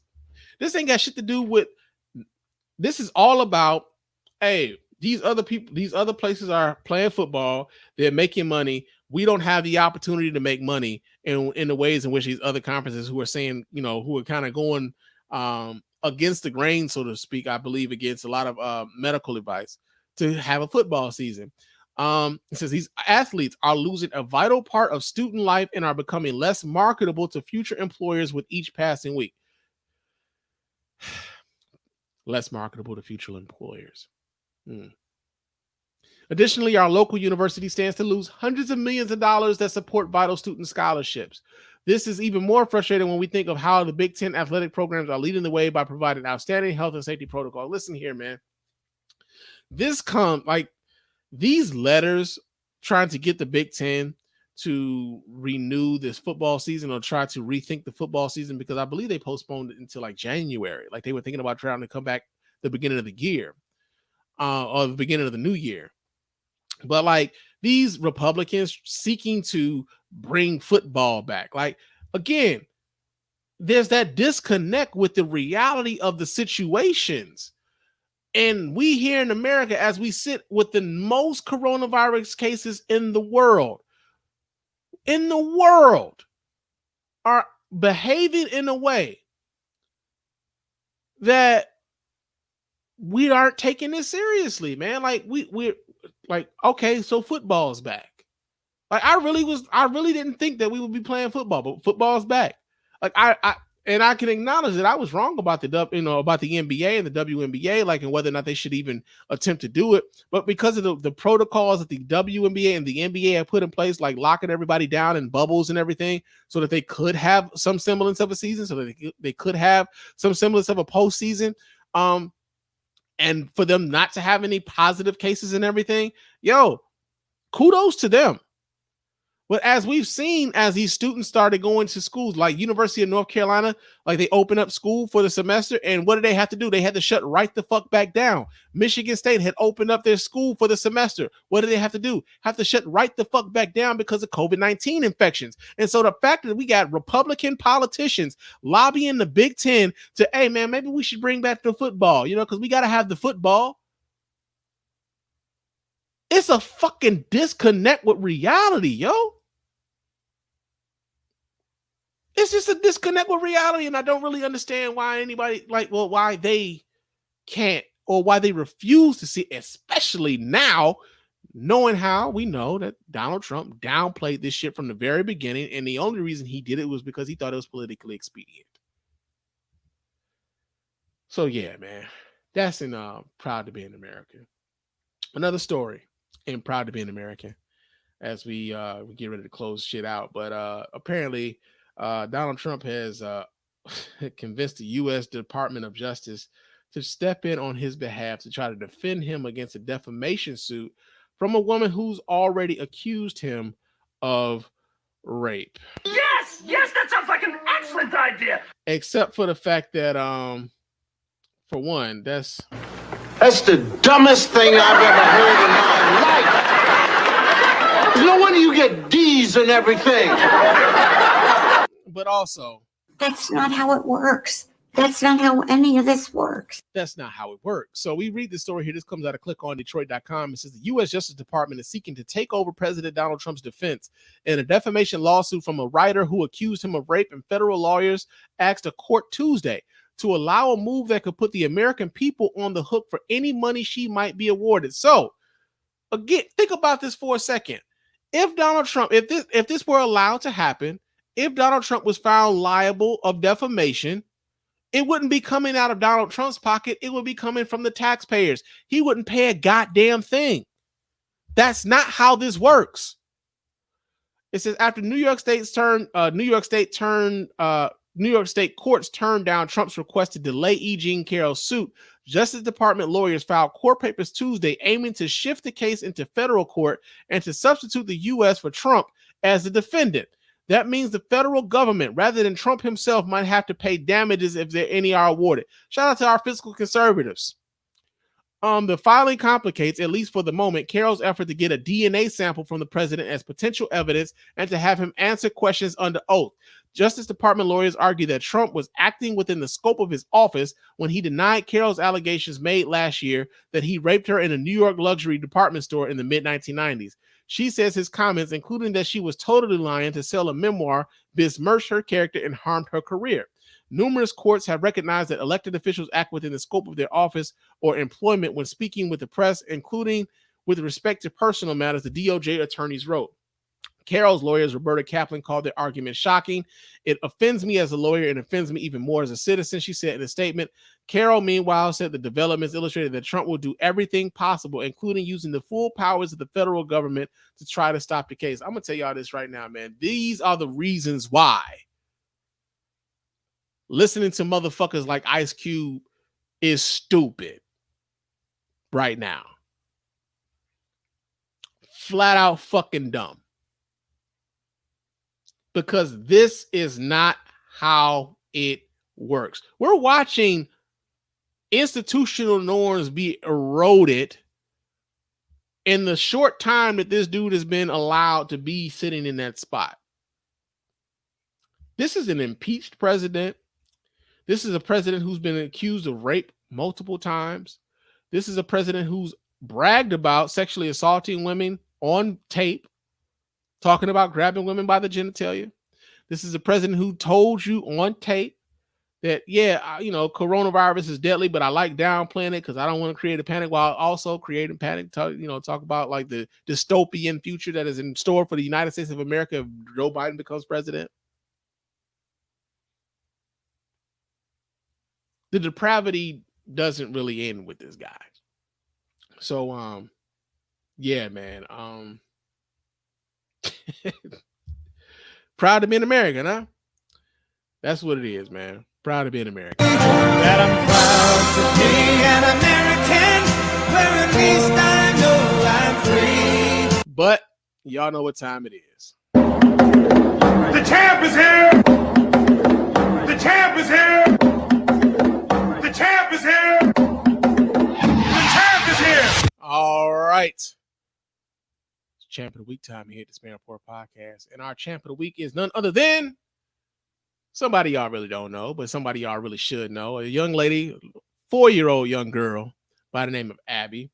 And the reason why Abby is one of the champs of the week this week, because we got a few. We got like 3 champs of the week this week, but she's one of the champs of the week this week. Abby is a champ because Abby, 4-year-old Abby, she foiled a robbery happening in her home, and also she stopped a black man from getting arrested for the robbery that he did not fucking commit. 4 years old, man, a baby. She did that. So let me go ahead and pull this up. There's video of this story, so let me go ahead and pull the video up so that we can all give this young lady her kudos, man. Little 4-year-old Abby. Let me go ahead and do that. Let me pull this up. All right. Here we go. Shout out to Abby.